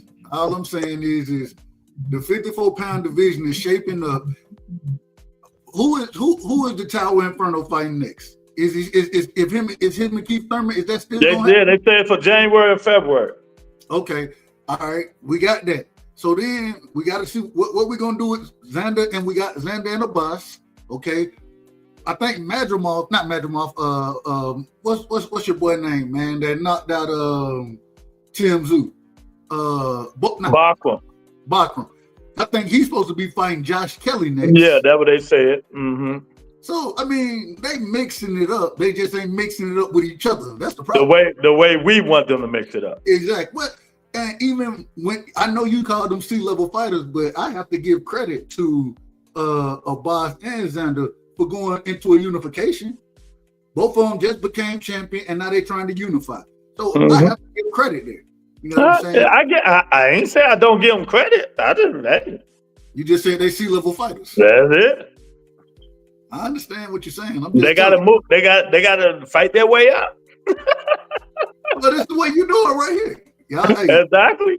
Hey, now the bad thing is I don't think Abbas got a chance in this fight. I didn't think he had a chance against who was it? Tellez? Was it Tellez? I didn't think he had a chance in that fight either. So clearly, I didn't know what I have no clue what I'm looking at when I watch that man fight. I clearly have no clue. But I think that right now we're starting to get kind of stepping stones out there. My thing, what does Boots and Virgil fall into the championship picture at 54 right now? What they fall into that picture, Luke? I was thinking about it earlier today, man. I'm like, they not now. The zone putting the pressure on Virgil to fight Boots, but if they don't fight Boots, what's next for them? I have no clue. Cause the damn sure ain't gonna be Earl on the zone, so that ain't happening. Maybe Boots will wait for the winner of Keith Thurman and Fundora. Man, you listen. You know how I feel about that fight. You know, I got Fundora putting hands on sometimes. But do you, if you're managing Boots' career, are you really gonna put him in the ring with Fundora right now? Why not? It's just Fundora bad style matchup for everybody. Yeah, I know that. You know, that's my guy. That's why I don't want Keith Thurman to fight him. I'm just saying. So why would if I'm trying to build Boots accordingly, why would I put him in the ring with that man? Exactly. But you know, shit happens, man. You know, these dudes, man, they gotta fight somebody, man. Tweety, where you been? My guy Tweety, he always been here with me, man. What's going on, Sam? DJ, what up, man? What's going on, fellas? How y'all doing today? What up, DJ? Can't call it. DJ, Heard y'all talking about this one. What's up, DJ? What's going on, OG? Hey, man, I heard y'all talking about this 154-pound division, man. You know, I just got to throw my little 2 cents in there. Listen, I'm already not liking what I'm hearing from Oscar's side about, well, you know, we can fight Spence or we can fight this person. Look, man, Spence didn't fly from Philly to Dallas to come see about you. Boots. I mean, yeah. No, that's what I said. Spence didn't fly from Philly to Dallas come see about you. Somebody else did. We got you. You know what I mean? Like, y'all get, like, it seems like I'm the only one who remembers when they pulled this same thing 4 years ago. Like, well, you know, that fight ain't ready yet. Give us about 4 years and we can make that fight. Now Robert Garcia, a few days after the fight, still talking that same too. You know, that fight might not be always big wants some of the take it. Nah, Robert, let these motherfuckers fight. Man, let Virgil take this ass whooping so we can do it again. That's what I said earlier. We can fight 3 times out here. Bro, I don't understand. OG Sheldon know what I'm talking about when I say this, man. It's like nobody remembers boxing. We always talk about boxing from the yesteryear and how great it was. Nobody remembers these guys fought 2 and 3 times. Nobody remembers that. I do. Like, why is it so hard to get a fight done when these guys are 15-0, 20-0, and then fight again when they 36-1 or 34-2? Like, why is that so hard to get that fight? DJ's famous saying, y'all. DJ's famous saying, y'all. There's money in rematch. There's money in rematches. Why is this so hard, man? And then only thing I wouldn't be mad at is if Virgil decided to wait for Fundora and see what's happening with Fundora and Keith Thurman. See if that fight falls apart. I also wouldn't be mad if Boots waited on Xander and Barral at the end of January. I wouldn't be mad at that, but anything in between, miss me with that, man. These two got to dance. It's time. Stop. It seems like y'all trying to save Virgil at this point. Because y'all know, y'all say Virgil's been through tougher fights, but when somebody says that, all I hear is he's taking more punishment. I don't think Virgil just took an incredible amount of punishment, right? He didn't look good in the the Boychuk fight, really, in my opinion. But outside of that, we didn't see him kind of move accordingly, and it just. I agree with you though, because we heard the 48 months from the beginning, right? That's where it already started, 48 months. And so we at the 48-month mark now. We done got there. We done waited these years for this fight. And now all of a sudden now we hearing excuses. It seemed like the manager, Oscar, Robert, and Virgil Daddy, they all done said, hey, you know what? Nope. We need 10 million for that fight right there. Virgil sent I thought Virgil, when he allowed Boots to get in the ring, seemed like, okay, this is what we want to see right here. I like both of y'all energy against each other. Don't need neither one of them look like they scared. So let's make it happen. It seems like Virgil want to make it happen, but the individuals around him, they seem like they're trying to save him. I made a without a doubt in my mind, I know Virgil and Boots want this fight. I know they want it.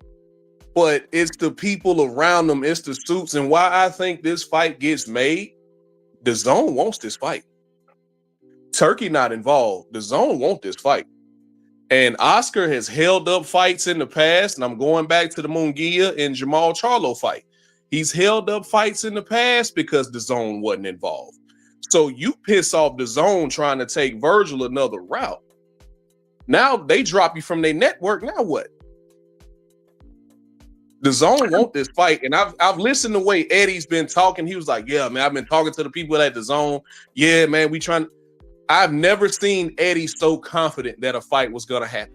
So that's why I think this fight's gonna happen. What the Zone said today. The Zone said they're not taking anything. They're not taking Earl Spence, so we can forget about that shit. They already put something up. That shit not happening. You know what I mean? Right. And Turkey did say something too, though. Turkey say, and we not paying them niggas $10 million. So, you know, take it how they want to take it, man. But, you know, when you call a nigga in the ring, a nigga get in the ring, then because you in the bright lights, you tell these niggas what they want to hear. But behind closed doors, you say, oh, I love Earl Spence. I want to fight Earl Spence. The nigga, fuck Earl Spence. We don't want to see that shit. Fight Boots, nigga. Get it over with. Facts. Man, look, wait a minute. Fight talk. What's up, champ? Shout out to my brother. What's up, guys? What's up, guys? Thanks for having me on. What's going on? What you got on this whole situation between Virgil and Boots going on right now? Well, the call out of Spence was so it didn't make any sense at all, like not even a tiny bit of sense. So it made me want to think that they were joking, because as you guys have said, DAZN would certainly say to they would say to Oscar and Boots, Oscar and Virgil, get out of here. We're not gonna pay 10 million for this fight. It's a fight nobody wants to see, and I don't want to say this because Spence is a legend, but it would be a total scam. So I hope to think that they were joking. And I mean, they know that Boots got a ton of heat when he turned down the fight before to stay at 147. So if they were to turn down the fight after bringing him into the ring, there's no way that they could get away with that. So the fight should happen. And if it doesn't, then Virgil and Oscar are cooked for good forever, because they'll never get away with it. It ain't no other big money fights for you if you're Virgil or Boots. There ain't no real big money fight out here for you.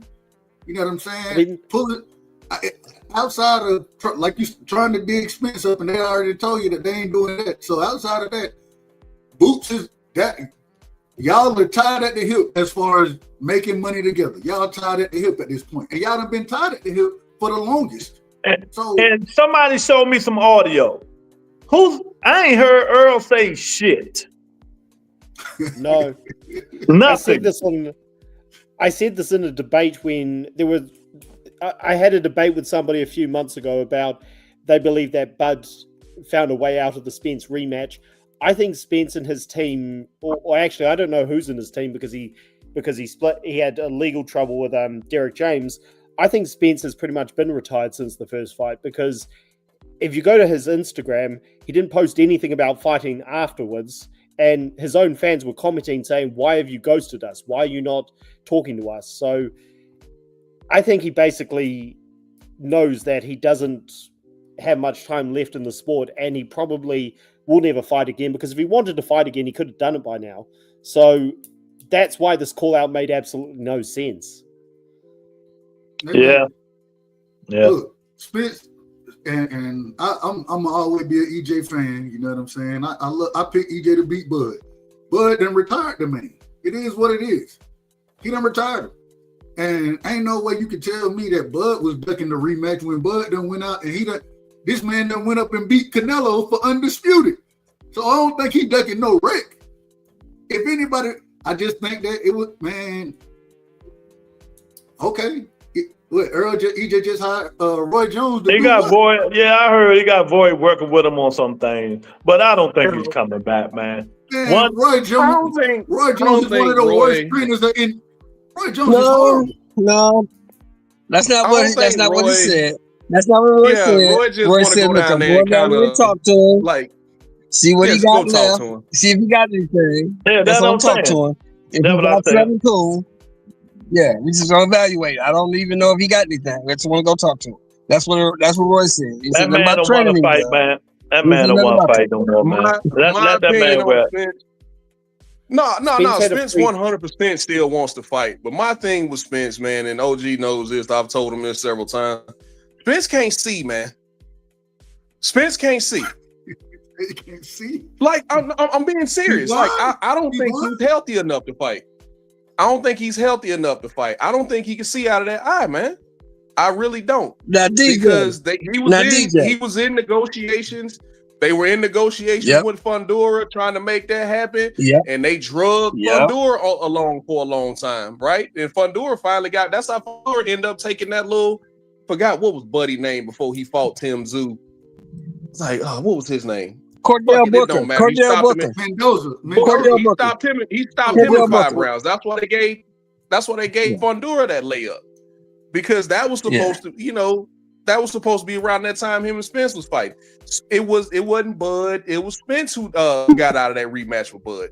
I don't think Spence is healthy enough to fight. Is his desire still there? Does he still want to fight? I 100% believe that's true. I don't think he's healthy enough to fight. Spence ain't fighting. Spence worried about them big ass teeth more than he worried about fighting. Oh, man, here you go. Man, them big ass teeth, dude. Let me tell you. You see, when Ugas hit that nigga, and that nigga was in the ring. Wait a minute, Mr. Sheldon. Ugas hit the nigga, and the nigga was in the ring looking on the ground. What would he be looking for, Doug? He thought his teeth fell out. I'm telling you, he worried about them big ass teeth, man. Man, Spence, stay retired, champ. Stay retired, man. We talked about this, Lou. What I tell you? I told you it's not that Spence don't want to fight. I told you Spence can't get cleared to fight. Did I not tell you that? Yeah, he can't get cleared. Can't get cleared. He can't get cleared. And that's my thing. I don't think he's healthy enough to fight. But the problem, when he did his interview this past weekend, you know what I'm saying? This was the most, and I say this respect, this was the most coherent EJ I done heard in a long time. He didn't really have no slurs with him. I'm telling the truth. He wasn't really slurring. Maybe he just off the oil. You know what I'm saying? He ain't on the oil no more, but he seemed to be much more coherent this past weekend in the interviews that he did. So, did anybody see? Didn't he put something out on Instagram about people should stop drinking? Am I right? Did he say something about that about a week ago, 2 weeks ago, about people drinking? I don't know. He said the worst thing he ever did in his career was drinking. Life was drink. That's what he said. He did do an interview with, I think it was with one of his sponsors, where it was like a podcast style interview, and they didn't actually talk about boxing much, but he did say, I wish I hadn't been drinking as much as I had because that ruined my career, or that hurt my career. So he knows what he shouldn't have done. But in terms of him not getting cleared to fight, again, I love Spence, but that's actually a good thing, because how many times do we see legends get cleared to fight when they shouldn't? So I'm sure Spence does want to fight, because I mean, this guy came back from a car crash and went back into fighting the best guys. So there's no doubt he's a warrior. But if you can't get a trainer sorted, and I don't know what happened with him and Derek James, but him underpaying him, obviously that's going to piss him off, and not getting another trainer. It took him a while to admit, yeah, I'm not ready for the Fundora fight. Everything just points to him not fighting again. Yeah, I mean, that's pretty much it, man. But if he does get cleared to fight, Throw him in there with somebody like Goucher. Let him beat up on Goucher and get back right. I don't know, but hey, look, Terrell Goucher averaged a knockdown. Everybody fighting now. You better be careful. Hey man, put him in there with somebody who's gonna stand right in front of him, ain't gonna cut no angles. Put him in there with Tim Tszyu. Tim Tszyu gonna be right there to get beat on. Put him in there with Tim Tszyu. Put him in there with Mel. No, listen. Put him in there with Ertz and Lubin. They had beef. Put him in there with Ertz and Lubin. Hold, man, you trying to get man? We just seen Lubin there. Look. You trying to get the man killed now? Lubin shouldn't have been cleared to fight. No way. Much punishment he done. It's a few fighters that's done, but I don't think they realize they done. Caleb Plant, Lubin. Oh well, you know he about to fight Tony Solo. Harrison. They in the works again. Like, it's a few fighters out here that's done that I don't think they realize they done yet. Yeah, if y'all haven't heard, Plant, Solo about to get that beef, that smack back. So we'll see what happens. Hey man, Jamal about to beat the brakes to the rotors. I might have to take Caleb Plant in that fight. Nigga, you out to a Plant. So Jamal gonna beat the living shit out of Caleb Plant. He gonna beat that man like he on Sports. What you think? Look, Jamal about to jab his nose off, man. I'm probably gonna have to pick Charlo because Plant looks like his body is just not. He just doesn't look like he's as strong as he used to be. And Charlo showed in his last fight he can still punch. But this is such a bad call. They should have, if they were prepared to make the fight with Plant coming off a loss, they should have made it immediately. Well, Plant just got the living shit whooped out of him. That young dude beat him like he stole something, man. Plant done. The PBC don't make nothing immediately. None of these promotional exactly. None of them make anything immediately. Exactly. None of them.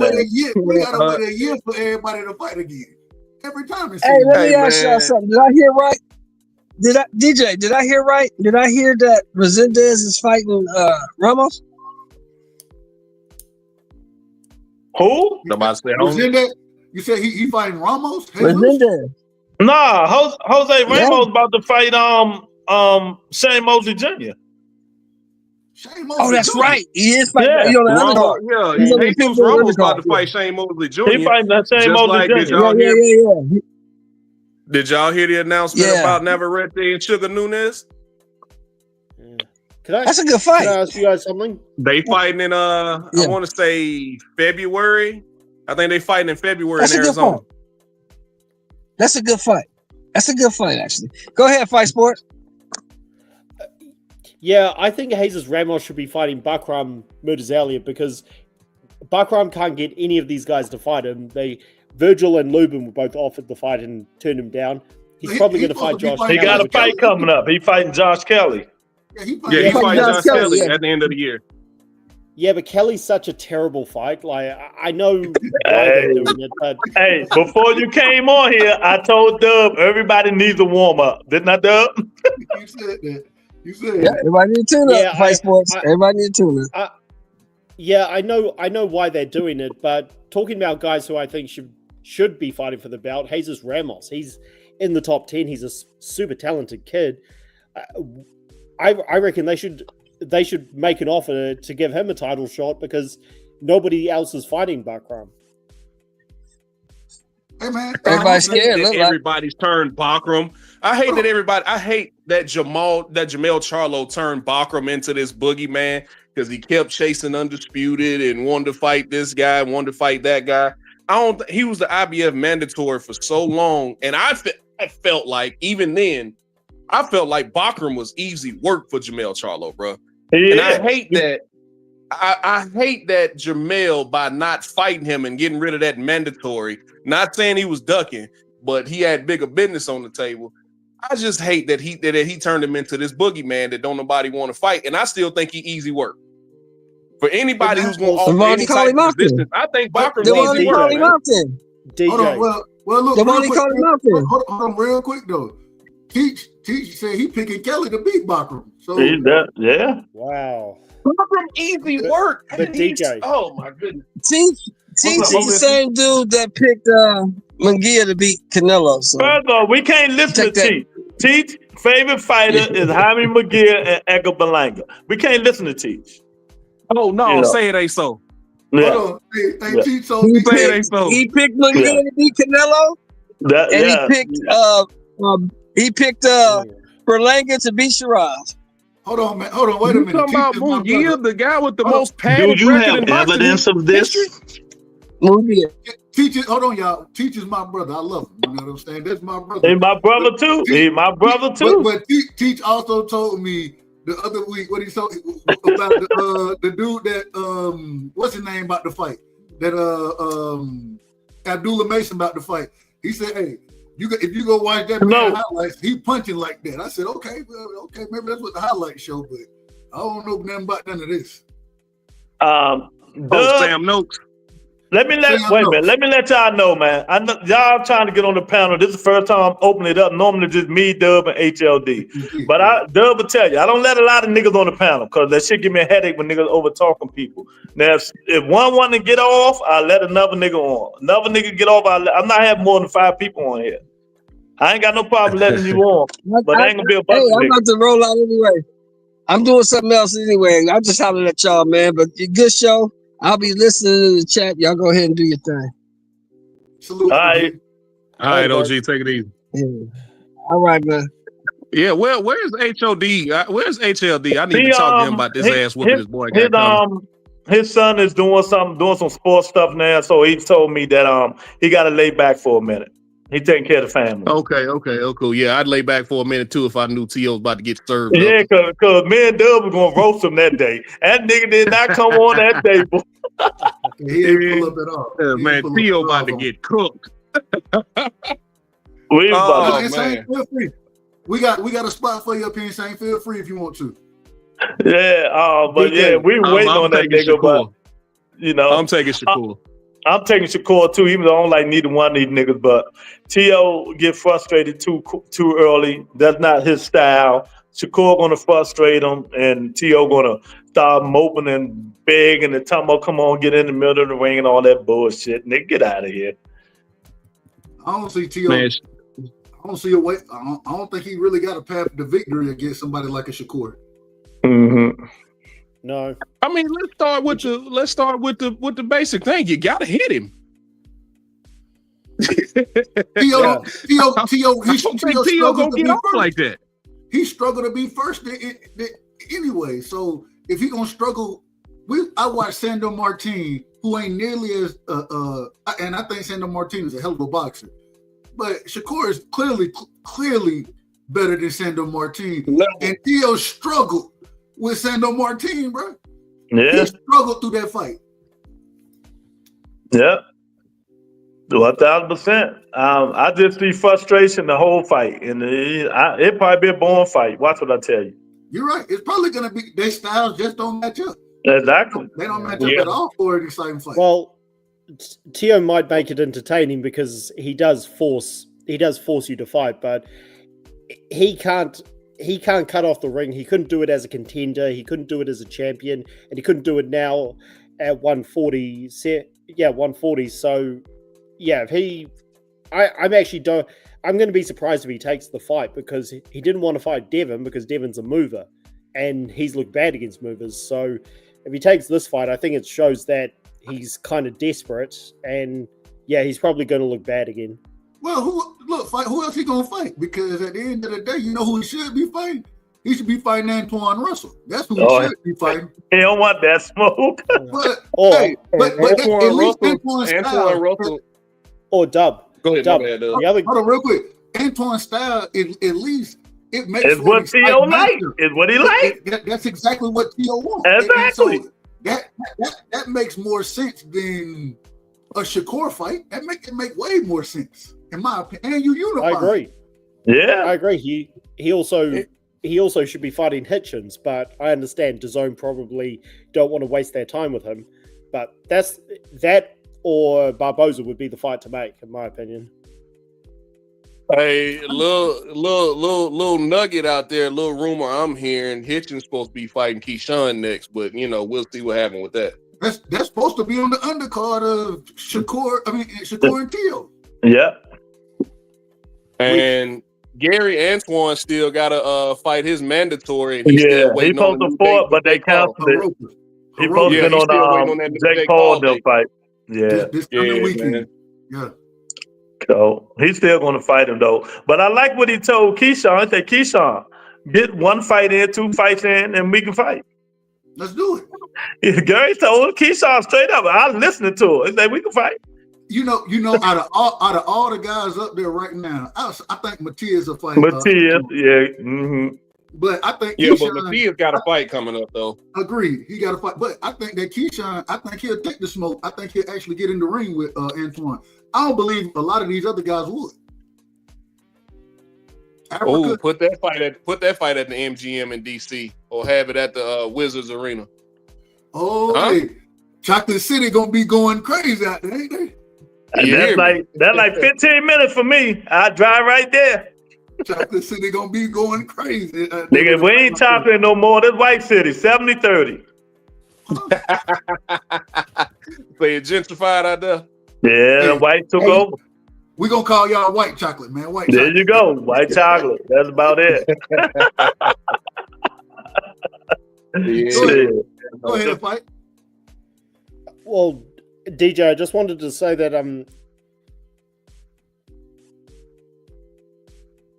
Did I cut out? Can y'all hear me? Nah, we can hear you. Oh, sorry, Yeah, sorry, well, guys. I'm good. Can y'all hear me? Yeah, we can hear you. Yeah, my bad. Sorry, guys. I was muted. But yeah, DJ, I don't think it was Jamel vacating his IBF that made Buckram this boogeyman. And I'm not saying Buckram's the best guy in the division. It's that champions and contenders won't fight him. Like Lubin won't fight him. Ortiz won't fight him. So I don't think it's Jamel. I think it's that he killed Tim Tszyu. I mean, I love Tim Tszyu. He's one of my favorite guys. But he killed him that night. And since then, no one fights him. So that's why I think he's called the boogeyman, because these other guys will fight each other, which is great, but no one will fight him. Tim Tszyu ain't looked the same since that fight. Tim Tszyu ain't looked that fight ruined him. Tim Tszyu ain't looked the same since Fundora bounced him around the ring that first time. Exactly. So, but it's just me. I get that Tim Tszyu's your guy. I was just never sold on Tim Tszyu. I felt like he was easy work for Charlo. I mean, I've never been sold on it. I felt like his style was straight up and down like 6 o'clock. I felt like he was easy to be hit, and I felt like he benefited out of fighting in small rings in his country, knocking dudes out who most of us have never heard of, even though they might be good guys. But once he came over to the States and he had to fight these guys, I was never sold on him. Even when Goucher dropped him in the first round, I just threw my hands up. I was like, exactly what I thought. Terrell Goucher can fight. Yeah, what I keep telling you, he got a good 8 rounds in him. He got a good 8 rounds in him, man. Leave Goucher alone, man. He ain't gonna make it past that, but hey, y'all do me a favor, man. Give me a sleeper at 154. Sleeper. Yeah, give me a sleeper. People sleeping on.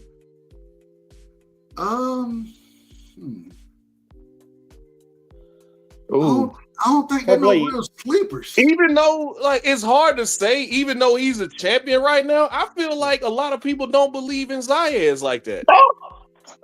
Even though I'm about to take him off the panel. Dub. Say, Luke is the most overrated motherfucking fighter in boxing history, man. Wow. That kid can't fight, man. He just wait, man. But Bagoon, if he beat Bagoon, whoever the hell he fighting, he fights Charlo. Look, if he fights Charlo, Booth, Ortiz, Fundora, they put him in the dirt. That's why I said it's hard to say a champion in the division is a sleeper, but I pick him, man. I've never. Well, I ain't gonna say I've never, but it's hard to believe people don't believe in him like that, man. I've seen this kid live twice.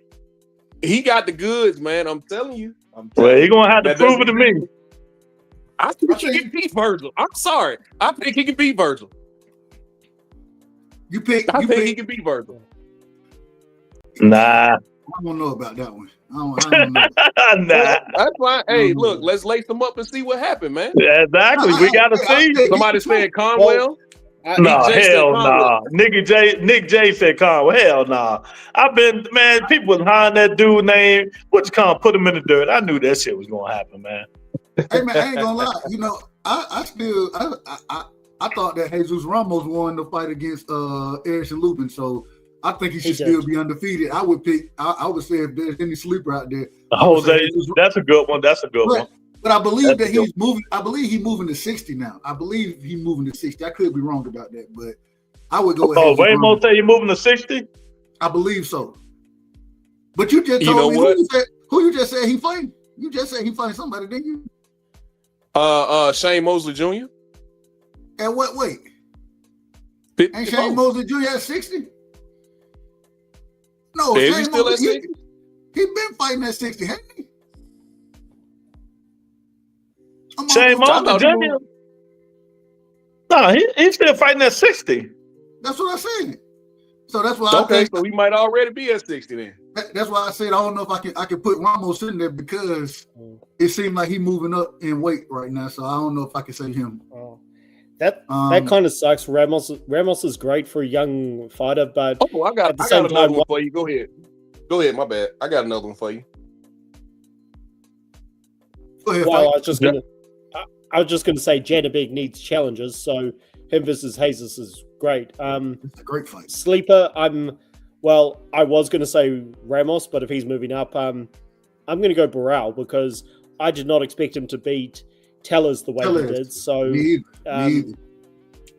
yeah. So I don't know if he beats Virgil and Boots yet or Bakram, but if he's going to fight Xander, then we're gonna find out probably who the Dark Horse champion is. January 31st in Puerto Rico. Hey man, I don't know. Like I said earlier, man, I didn't see him beating Tellez, so I clearly don't know what I'm looking at when I'm watching a boss fight. I have no clue what I'm looking at. I don't know.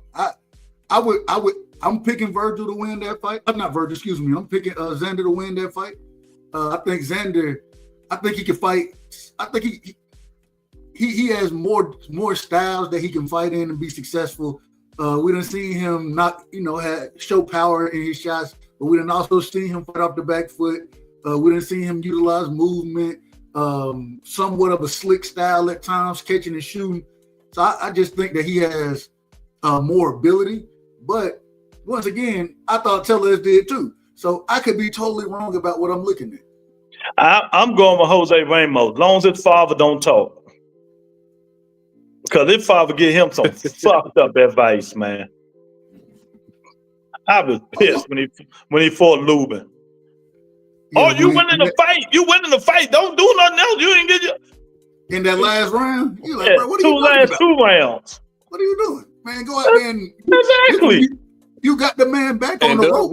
Go whoop his ass. Doug, we done spoke about this fight before, man. I feel like Ramos gave that fight away. I feel like he gave it away. You done told me this. I feel like he gave that fight away. I 100% agree with y'all. I think Ramos was winning that fight going away, but I think I feel like he felt that he was up so on the cards and he had to fight no more. And that what his father told him. That what his father told him. Yeah. You don't do that. You don't do that. I was like, man, that's some stupid shit, man. When you got a man, look, when you got a man back on the rope, that's when you go step on him. You know what I'm saying? And I want to ask this question because we seen this with Lubin this past weekend. Him putting his back on the ropes, accepting. It didn't seem like Virgil really just pushed him back. It seemed like he kind of accepted. All right, I'm a high guard this thing early with my back on the ropes. I had success again. I was able to beat Jesus Ramos, even though I still thought he lost. I was able to beat him in this same style.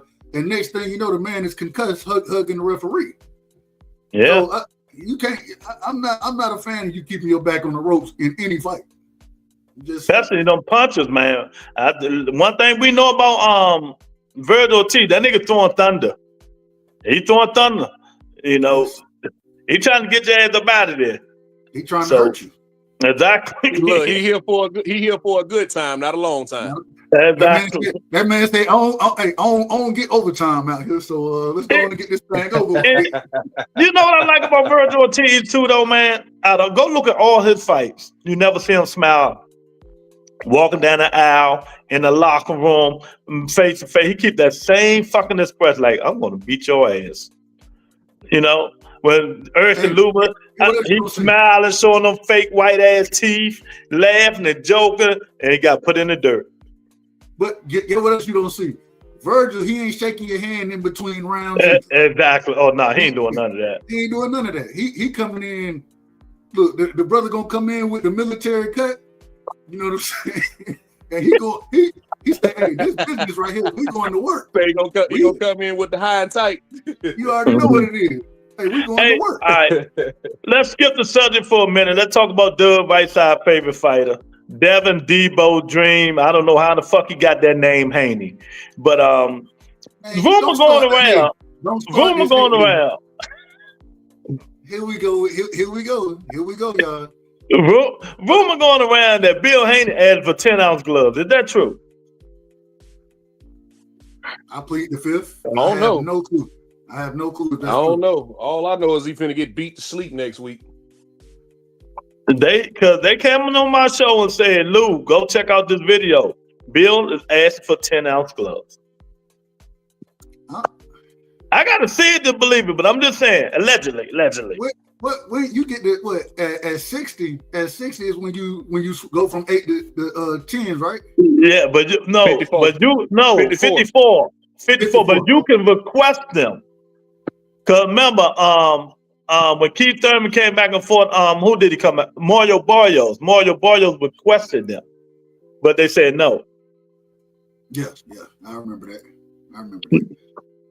Hey man, I don't know. What weight? Hold on. What weight was Floyd and Oscar at? Wasn't that at 54? 52? That was at a catch weight. Okay. Mm-hmm. About to say, because Oscar made Floyd put on them big ass gloves. Hey man, look. That man out there fighting them heavyweight gloves, man. Look, he ain't lying. Educated. Shout out to my brother, Educated, in the building. Nah, yeah, I'm picking. I got Junior winning the fight, man. I still think it's a bad style matchup for Devin. Nah, Champ Ross, I'm just saying, that's what they come on the show and told me. I ain't trying to play Jeopardy. I'm just telling you, that's what they said, man. You know? But I mean, my thing that's the first I heard of that one. But when I figured that once you done signed the contract, all those stipulations are kind of ironed out. Yeah. In the contract, you know what I'm saying? So I kept telling the dude, I say, put it in, and I want to see, I want to hear it, man. Go on this, I don't go on nobody's show. Go on this show and listen. I say, well, I can believe it because, Devin Haney, Ryan Garcia, Devin might still got Ryan Garcia syndrome, He might want bigger gloves. One of those punches might go past him like this. Woof. Devin might run like a motherfucker. I be feel that wind come past his ass, So, you never know, man. You never know. Man, Devin finna fight like a Klitschko, man. He finna be jab, jab, grab all day long, man. But it's hard to grab people. Just let Brian Norman get off like that. But it's hard to grab people same size as you and just as stronger than you. It's hard to grab them niggas. Right. You grab, you just ain't gonna hold on long. Yeah. You're right. Exactly. When Dev gets KO, Dub is going to get on live and play a symphony on the piano. Listen, man, y'all just see. Hey, shout out to Educate. See, my thing is this. Even though, and I could be very wrong about my pick, right? I'm picking Junior, but at the same time, if Dev go out there and look like Crawford against Canelo, like my brother Educated said right there, then that's gonna be a totally different fight.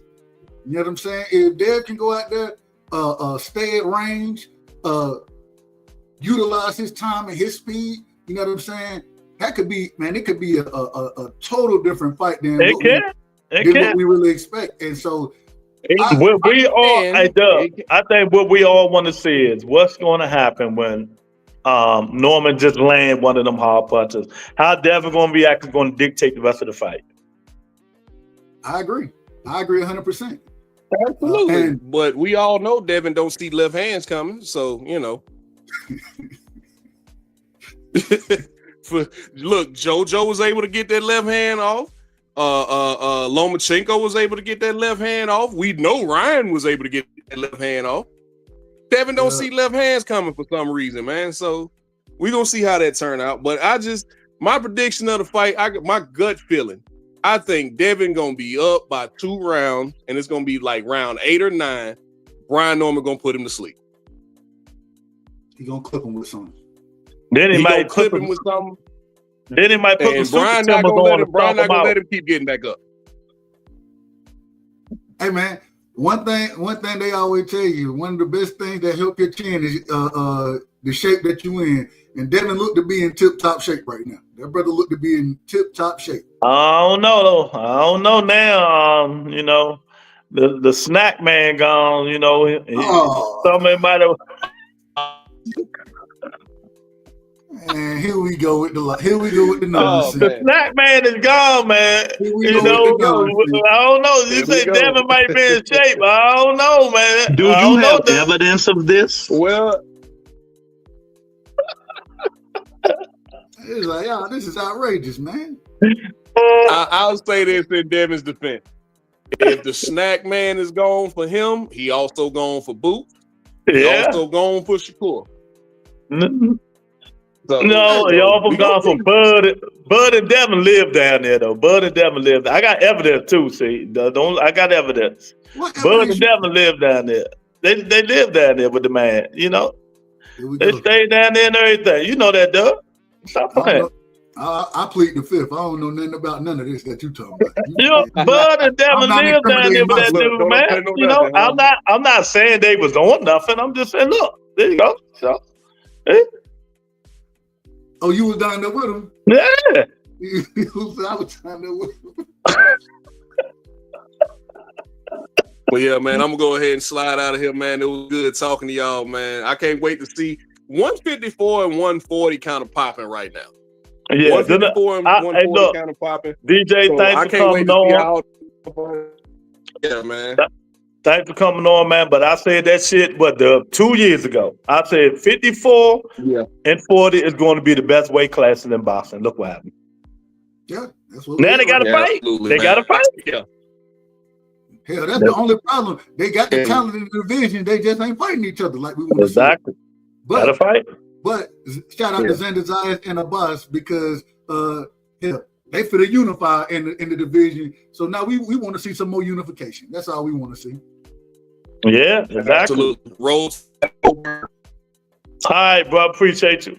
See, that's why you got choppy right there because you were about to say some nonsense. Roll Tide and go Bird. You heard me. Oh shit, yeah, you right. You said nonsense. Get on out of here. Roll Tide. The fuck? Hey, look, some type of way me and DJ, football wise, we're diametric. Look, Eagles fan, Cowboys fan, Georgia fan, Alabama fan. I don't know how it works. It is what it is, though. It is what it is. All y'all like them bum ass teams. Hey, you like Notre Dame, bro? All right, don't start. We're not starting this right now. Exactly. The lady on TikTok, what's that? iTalk? What's that? TikTok? iTalk. She's in the building. What's up, beautiful? What's going on? Shout out to RP in the building, man. But hey, DJ, take it easy, my brother. Much love. What we on? Yeah, go ahead. I got you. But yeah, man. The Devin Brian Norman should be the main event. Even though I think Benavidez and Butchcom gonna be a hell of a fight. I think Devin and Brian Norman should be the main event. I agree. But you know what? If you look at how Turkey moves, heavyweight, the big pounds, yeah. Them upper weight classes usually kind of dictate the card. And it's interesting because we've always said I ain't gonna say always, but for the longest, we always say boxing move how the heavyweight division move, right? And so I think Turkey comes from that mindset of, hey, if I have light heavyweights or heavyweights on my card, then those gonna be the headliners, and then I kind of feel it out under that. You know what I'm saying? So, yeah. Founder got jokes. Lou, what happened to your favorite fighter, Berto Prelude? First of all, you know Berto Prelude is not my favorite fighter. Y'all didn't know nothing about him. And I told you guys that he was going to beat Gary Antoine Russell, who is one of my favorite fighters. Because I know style matchup. I knew Berto Prelude. You niggas didn't. And what happened? He beat Gary Antoine Russell. That's a fact. My favorite fighter is Keith Thurman. We all know that. So stop it. Shout out to sometimes, man. Exactly. Hey, same way. And look, you know it's so crazy, Lou. What you always say? Facts over feelings, right? Yeah. I can pick against my favorite fighter. Mm-hmm. Me too. You picking Fundora to beat. Yeah, exactly. See? Exactly. It's facts over feelings. Some niggas can't do that. Some niggas can't do that. They think their favorite. I say, what the fuck y'all living on the rock? Your favorite fighter ain't beating everybody. You know? You know what I mean? He beat Sabril. Yeah, I think that was a good fight though with Prelude and Sabril Matias. I had Prelude winning that fight. I did too. They gave it to him. I felt like Turkey wanted Sabril to win that one. Yeah, exactly. And now he fighting the dude that Turkey brought into the ring. I can't even remember his name. Yeah, man. That's crazy. How Funketeer, what's up? Is a Dev Haney experience on the big stage will probably get him win. Yeah, if it go the distance, you never know. But he has to fight, you guys. He has to fight. They is not letting no Tom and Jerry win the fight, and that's Turkey word. Because remember, he walked up to the judges before. He damn sure can do it again. You know, so you know, let Devin go on that motherfucker, get the running around saying ring around the rose if he want to. I just don't think Devin gonna fight that way. You know, I don't think he's gonna fight like that. Which way you think he gonna fight? The Lomachenko way or the Regis Prograis way? I think he'll try to fight more the Regis Prograis way. And then I don't think he's trying to go in and just bang on the inside like he kind of tried to do against Lomachenko. I think he'll fight more that Regis style. But he was walking Regis down. I don't think he's going for. He gonna be, you know. But you got to understand, even in the Ryan Garcia fight, you got to go back. If you go back and watch, he was going forward. Yeah, I seen it. He go forward, and he go forward. Here's the reason when we seen the Ramirez fight, it was like, what the hell is this? Like, he said the Ramirez way. That's why it was shocking to see Devin fight like that, because even though people want to say he a back-footed fighter against Linares, he stood in the pocket with Linares a lot that fight. Against Jojo Diaz, stood in the pocket against him. He picked his fights, you know, like a boxer should do. Pick which style to fight people, you know. But I don't think he's going to fight Norman that way, because Norman do have punching power in both hands, you know. I think it'll be smart to mix it a little bit of Jose Ramirez and a little bit of Regis Prograis. Yeah, I would agree. You give them some movement, but you pick your spots where you want to exchange, but you don't allow them to exchange it. You dictate the exchange. You know what I'm saying? Don't just sit there in the pocket and get clipped with, like, you get your work off, and then you try to throw a couple combinations here and there. And then you slide out, you know what I'm saying? You pivot around, those type of things. And, you know, we'll see what happens. Son of God in the building. Salute the son of God. What's going on? I think he's gonna be all right. I think it's gonna be an interesting fight, man. Like I said, I just want to see what happened in that first punchline. Yeah. That's when the fight gonna start. You know, it's so interesting, Lou, when I listened to Junior talk about the fight, he said something to the effect of, I ain't going out there, I ain't just looking to land a big shot. I just need to touch him. I didn't need to touch him. And I'm thinking to myself, I'm like, that's the smartest way to fight it. You know what he say? He say he's gonna hit him on the shoulder, on the arm. He's gonna hit him everywhere. And who been saying that? If I'm fighting Shakur Stevenson right now, Teofimo Lopez, listen. Let me put my shirt up. I'm hitting that fragile ass nigga right here, all on his hands. I ain't hitting fuck the face. You ain't gonna barely hit that. Hit him on his wrist, his hands, every round. Pound on his wrist and his hands. Pound on him. Yeah. look, the head you can utilize upper body movement, but if I can get you in a certain part, it's hard to get that body out the way. What did the young Canelo used to do? That nigga used to beat your whole body, your arms, pound on all that shit. Hey, look, they can't even pick their arms up about the ninth round. You can't even throw out there. But since we know Shakur got fragile hands, I'm pounding on his wrists and arm. I'm hitting them joints hard as I can every round. Hard as I can. Yeah. But you got to get close to the nigga. But the problem is hell, Tio don't know how to do that. Exactly. He get too frustrated. That's why I'm picking him to lose. Yeah. He get too frustrated, man. He's like, Dev coming forward with the power jab. Shit, Dev ain't got no power jab, champ. Where you get that from? Man, did you hear? I was listening to your favorite, man, your boy, Desert Storm, Tim Bradley. Oh, shit. Hey, Tim Bradley said, man, Devin, you better watch out. Junior, he finna come out here. He finna power box your ass. He power box you all night. I was like, what I'd be trying to do. Ain't nobody but one punch, maybe two people got a power jab, and that's Jamal Charlo. That nigga knock you out with his jab. Yeah, Junior knocked out what it is, Cuevas. He knocked that nigga out with a jab. So you're saying. Yeah. Cuevas got hit with that jab, and that brother fell back into the corner, and he was like, you know what? I don't want no more. I'm good. I don't want no more smoke. So they said earlier today, Dub, answer this question. I don't think you was on here. What do a knockout mean for Devin Haney if he get knocked out? If he gets knocked out, yeah. What does it mean? Yeah.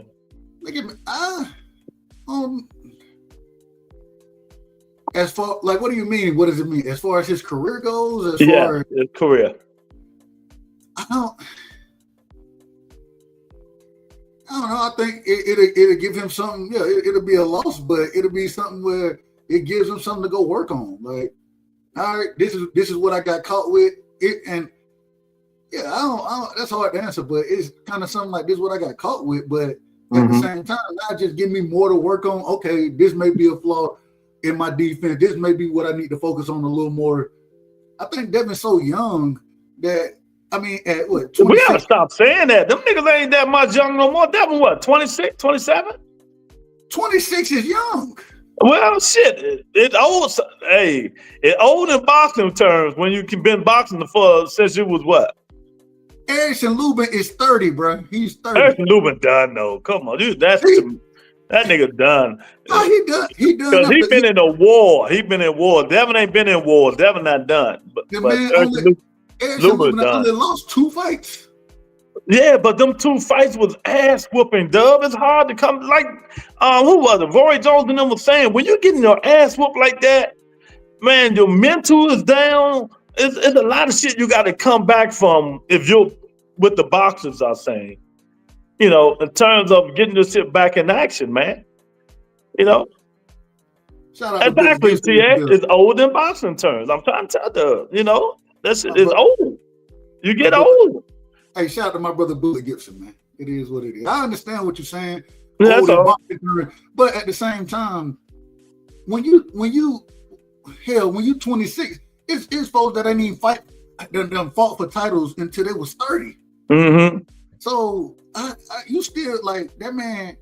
He still got. He's still young, but how will his mental be? And you got to add that. That's all I'm saying. Y'all talking nonsense. I'm talking real shit. Brian put the beat down on this kid real badly, and Brian Norman going in and do the same thing. That'll fuck your mental up. I'm just saying. I don't. You don't think so? I think Devin cut. I think he kind of made he done been training so long in the sport of boxing. I think. As far as mentality goes, I think he has one of the best mentalities you can have. Yeah, he didn't show it last fight. So then come on, Doug. If you say that, why we ain't see it last fight then? Well, once again, I just being honest, I think I blame Bill more than anything. And when he talking about that's what we want to see right there, and I'm thinking to myself, I'm like, no, hell, we don't want to see this. You know what I'm saying? I blame Bill for the game plan because even when you listen to what what's my boy name, man? Shane Mosley, he was like, bro, I don't know what, like, that ain't what we trained on. You understand what I'm saying? Mm-hmm. And so I don't think that's really what Devin was planning on going to do, this, you know, maybe to some degree, but you know, when Bill telling you, nah, just keep doing what you, it's like, and that's what I tell people. I had to put the link in and show them. When Bill told him that shit, after that fight, Turkey was so mad at them. Bill had to go to Turkey and say, please beg him to give them another chance. We wouldn't, you heard Bill, we won't fight like that again, Turkey. Give us another chance. We got you. We're going to stand there. You're going to see Debo dead and all that shit. And that's why I say I think it's gonna look much more like the Regis fight did. It's gonna look much more like I think that, man, Devin can box. That's what people forget. Mm-hmm. Just after one performance, even against Ryan Garcia, with him getting knocked down, it was still a split decision, right? So yeah, tomato. The ref, they didn't even count 2 knocks down. If you want to be frank about it. Here we go. Now we. Am I lying? Am I lying? I step back. Am I lying? The ref said it was a slip. He got a better angle than I got. He got a better angle than I got. Oh, now you listen to the ref. Get out of here. I'm just telling the truth. Yeah, whatever, man. Y'all hit the like button, share the video, subscribe, man, to both channels, man. You know, nigga cannot talk. See? Oh, man. Hey, you know, Haney can box it. If he do it, he can box it. Never know, man. Never know. That's why I say I think it. That's why I'm so excited for it. At the end of the day, as fans, I think we win because I was listening to I can't remember who it was, but they brought up the point. When do we see guys that's entering their prime just get into the ring? You know what I'm saying? Everything we watching it between Boots and Virgil Ortiz. Everything got to be choreographed and set up, and we got to build a fight and all this other kind. Look, Tank Davis, Ryan Garcia, Devin Haney, Ryan Garcia, Devin Haney, Brian Norman Jr. These are the guys that's in their prime right now. That they're getting the real smoke. And so at some point in time, we just have to give credit where credit is due. That's all I'm trying to tell you. Blue Hustle Man in the building. What's going on, champ? Salute the Blue. But yeah, we just gonna have to wait and see. We got 2 weeks from now. Yeah, not this coming weekend, but next. Yeah. Oh man, I can't wait. They like, Lou, you going live? Hell no, I ain't calling no fight. Y'all cheap ass niggas. You out your mind. I'm gonna sit my fat ass right here in the back, eat me some popcorn, and watch that shit and laugh. That's gonna be a good card. That's gonna be a good card. Man, got to see one of my favorite fighters, Bam. See what he looking like. That's what I was gonna say. Bam on the card. Exactly. Man, Abdullah. Man, mm-hmm. I can't wait for this card. Damn right. It's the highlight of the year, in my personal opinion. Right now, man, and you know. I think we might have a major upset. I don't know who it is yet, but we might have a major upset, man.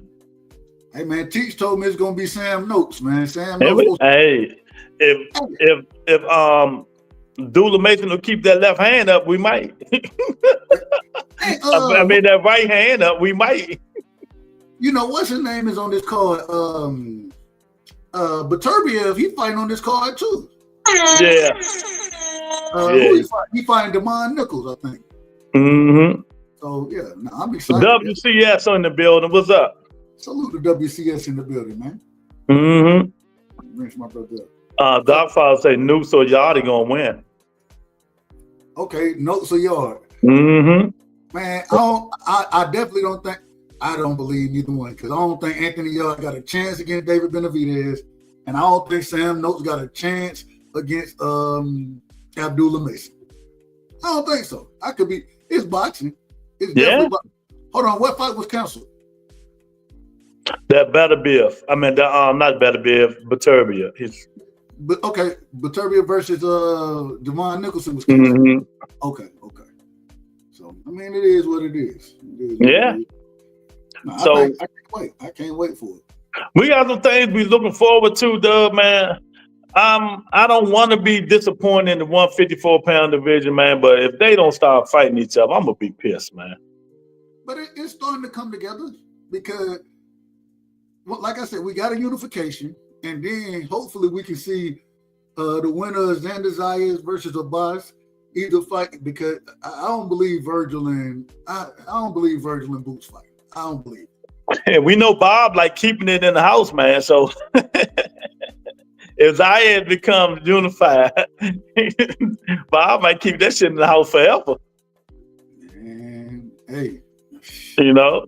So, well, hopefully, man, we can get the winner of that fight. You know what I'm saying? To fight Virgil or Boots, and or possibly get after Keith Thurman and Fundor. What you made of Fundor injury? What did he injure? His hand? Yeah, his wrist. Keith Thurman came out and said, "There's some nonsense right here, man. You ducking." Yeah, smoke. Keith said, "I showed my injury. Show you on when I get hurt." He said, "You ducking out here, nigga. You ducking." I said, exactly. Oh, you don't want to piss this tall nigga off. That could be the upset thing in the whole 54-pound division. My guy Keith Thurman, if he wins, good God Almighty! Can you imagine? You know the best thing that could happen? Keith Thurman, imagine he wins that fight, and then him and Earl Spence go out there and fight each other. Yeah, they hate each other too. They hate each other. Hey, I wouldn't be mad at that fight. Two old guys, you know. or Keith and Jamel, because they was going back and forth. So that'll be good too. Man, I like this though, Dub. Some fighters you can pick against anybody, and you know it'll be a good fight. Like Jamel Charlo, against any of them niggas, it'll be a good fight. I don't know what to make of Jamel no more. He ain't been in the ring in 2 years. He looked like, I say it respectfully, he looked like a coward in there against Canelo Alvarez. Canelo. So, and I mean no disrespect, but that's what it looked like. And so I don't know what he's gonna look like coming back. You know what I'm saying? I'm looking forward to seeing what Maul looked like. They take so much time. They done took so much time. Well, Maul ain't been out no more than 6 months now, right? 7 months. He fought. He just fought. Your man, Cracker Barrel. What's his name? Cheese dude, the white dude. Cornflake. But now they about to make him. I just told you, really about to make him a Caleb Plant. I want to see that fight. Yeah, me too. Hey, look, they already fought outside. So exactly. More like nigga, you smack the shit out of me when I'm drunk. Smack me while I'm sober. Smack me while I'm sober, nigga. Let's get it on. Who are they? Who is Maul still training with? Ronnie Shields? Nah, hell no. Maul with somebody else now. Who he with now? The dude, his last fight, I forgot the dude's name. I think his father's in the corner with him too. Okay. Who Mel training with? What's the guy name? Derrick James? No, the dude that used to help Derrick James. African dude. Teach knows now. I can't think of the name. He been with Mel for a minute. Okay. You know what I'm talking about, dude. I can't think of his name right now. He used to be a fighter himself. He used to help with Derrick James. No, I ain't. This nigga said in my high. No, I ain't high. Oh, AJ. Nah, ain't high. You know. But I don't even smoke, nigga. Yeah, there you go. Me either. So hey, got natural high around this motherfucker, nigga. Natural high. But that's what we need, though, Dub. This thing, we get the Charlo brothers back. We get a lot of these fighters back that been inactive. Everybody back in the ring doing their thing. It will help boxing. It would. If everybody come back, except Earl, I just don't want to see Earl no more. You know, because I really think he's going to get hurt. That's the only reason I don't want to. I want to see EJ fight. Me personally, I want to see EJ fight. He's not with Ronnie Shields no more. If he still feel like he got it, you know what I'm saying? As I think DJ was saying, or Uncle Shelton, one of them about him being medically cleared, those type of things. As long as he's good, I ain't got no problem seeing EJ. The man lost one fight, and he lost against possibly the best guy of this era right now. You know what I'm saying? So Man, yeah, he ain't look as good as Canelo did, but he also he cut way more weight than Canelo had to cut. Yeah. So yeah, I want to see EJ come back, man. Especially if he dedicated, if he in shape, that type of thing. I ain't got no problem with it. But we'll see what happens. I ain't lying. I was happy that they didn't make the Fundora fight. I was like, bro, you go in there with Fundora, bro. I tell people two things. Y'all fucking around and let Fundora get better. You should have got him out of that Mendoza fight. You should have got on his ass.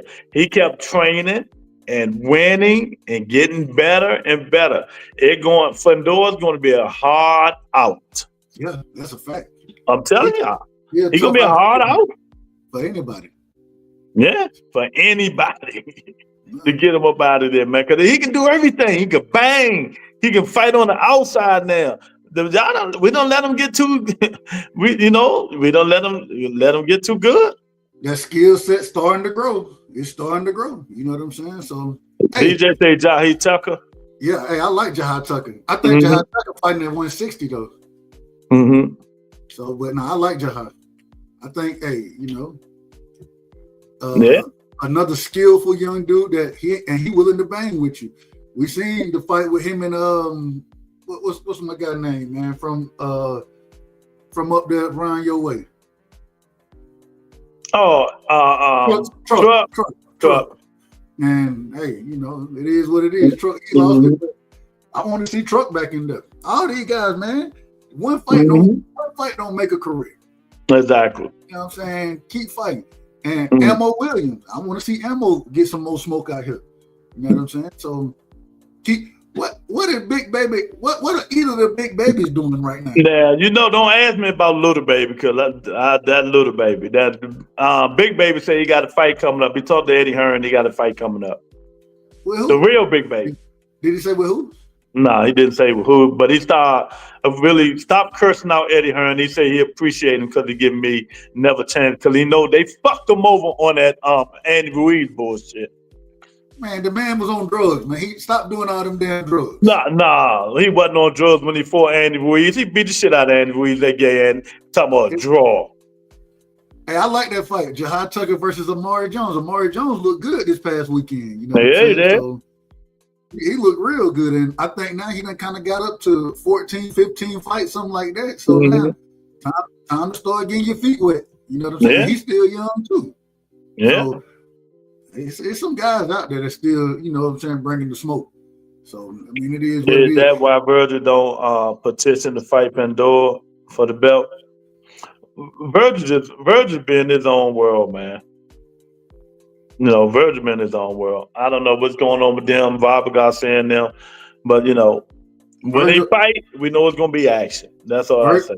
Virgil better do what Ryan Garcia did and utilize his lawyers and his law team to circumvent some of the nonsense that Oscar De La Hoya want to do so he can get some of these fights. Yeah, but I don't think it's Oscar. Oscar ain't say nothing about Earl. Virgil wants to fight Earl. Oscar ain't got nothing to do with that. That don't even make sense. Yeah, he said he been.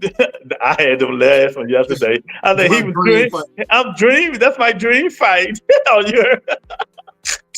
It only became your dream fight after Boots got in the ring with you. Exactly. You talked all that shit. Boots came that motherfucker without smile, no frowns, nigga, ready to put them paws on your ass.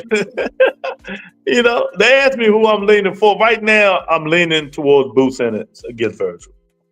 Yeah, I would pick Boots. It's interesting. I gotta see because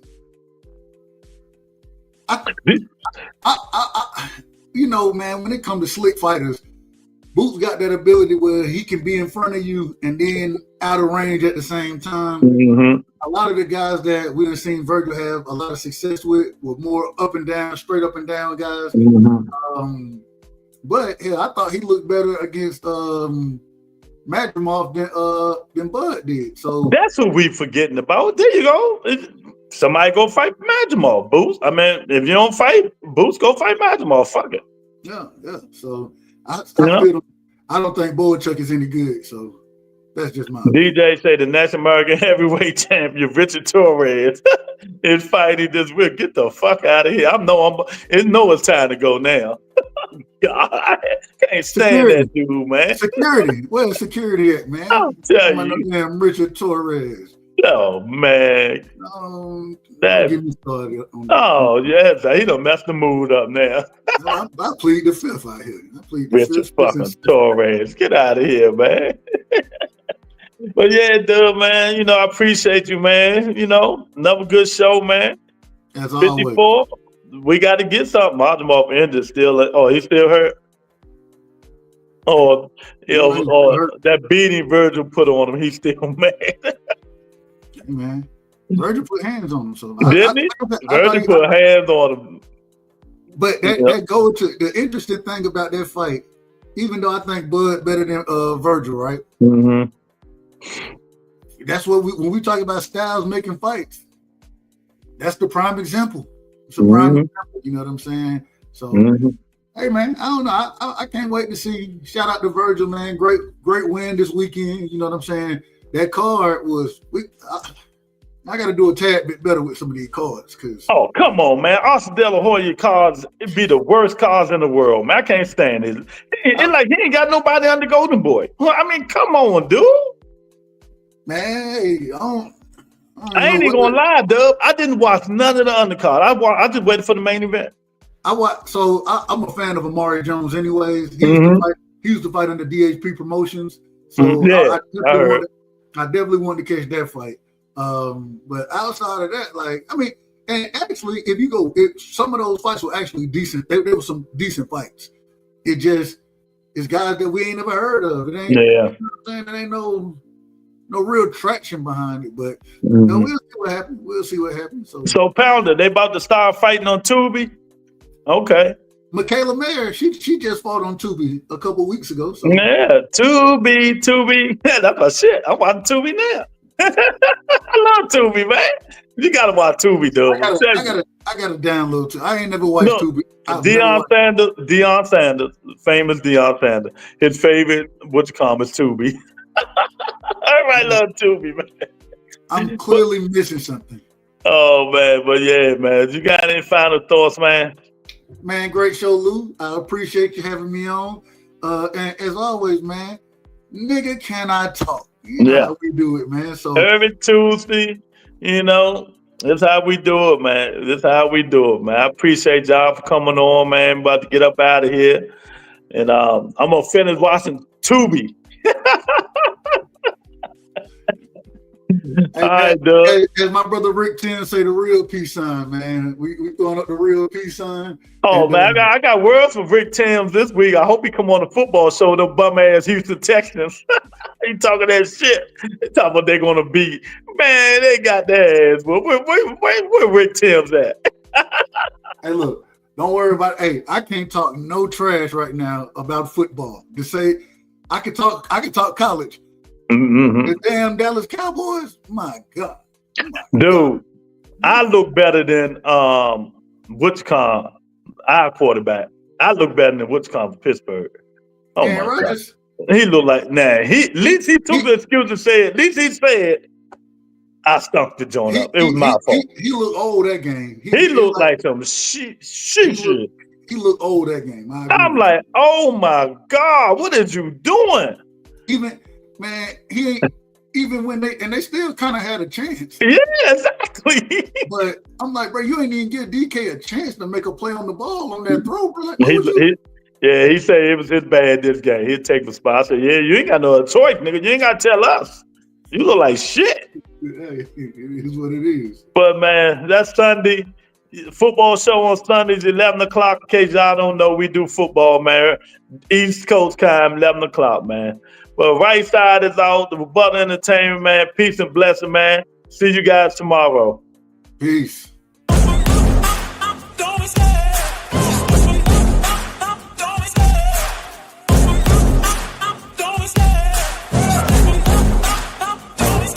I love the chase and the hunt, and I set the pace when I'm running. I always take what I want and I always give it 100. Don't need a bank, no I'm funded. Play the game like it's nothing. I'm always thankful for something. Don't take for granted, stay humble. Now wake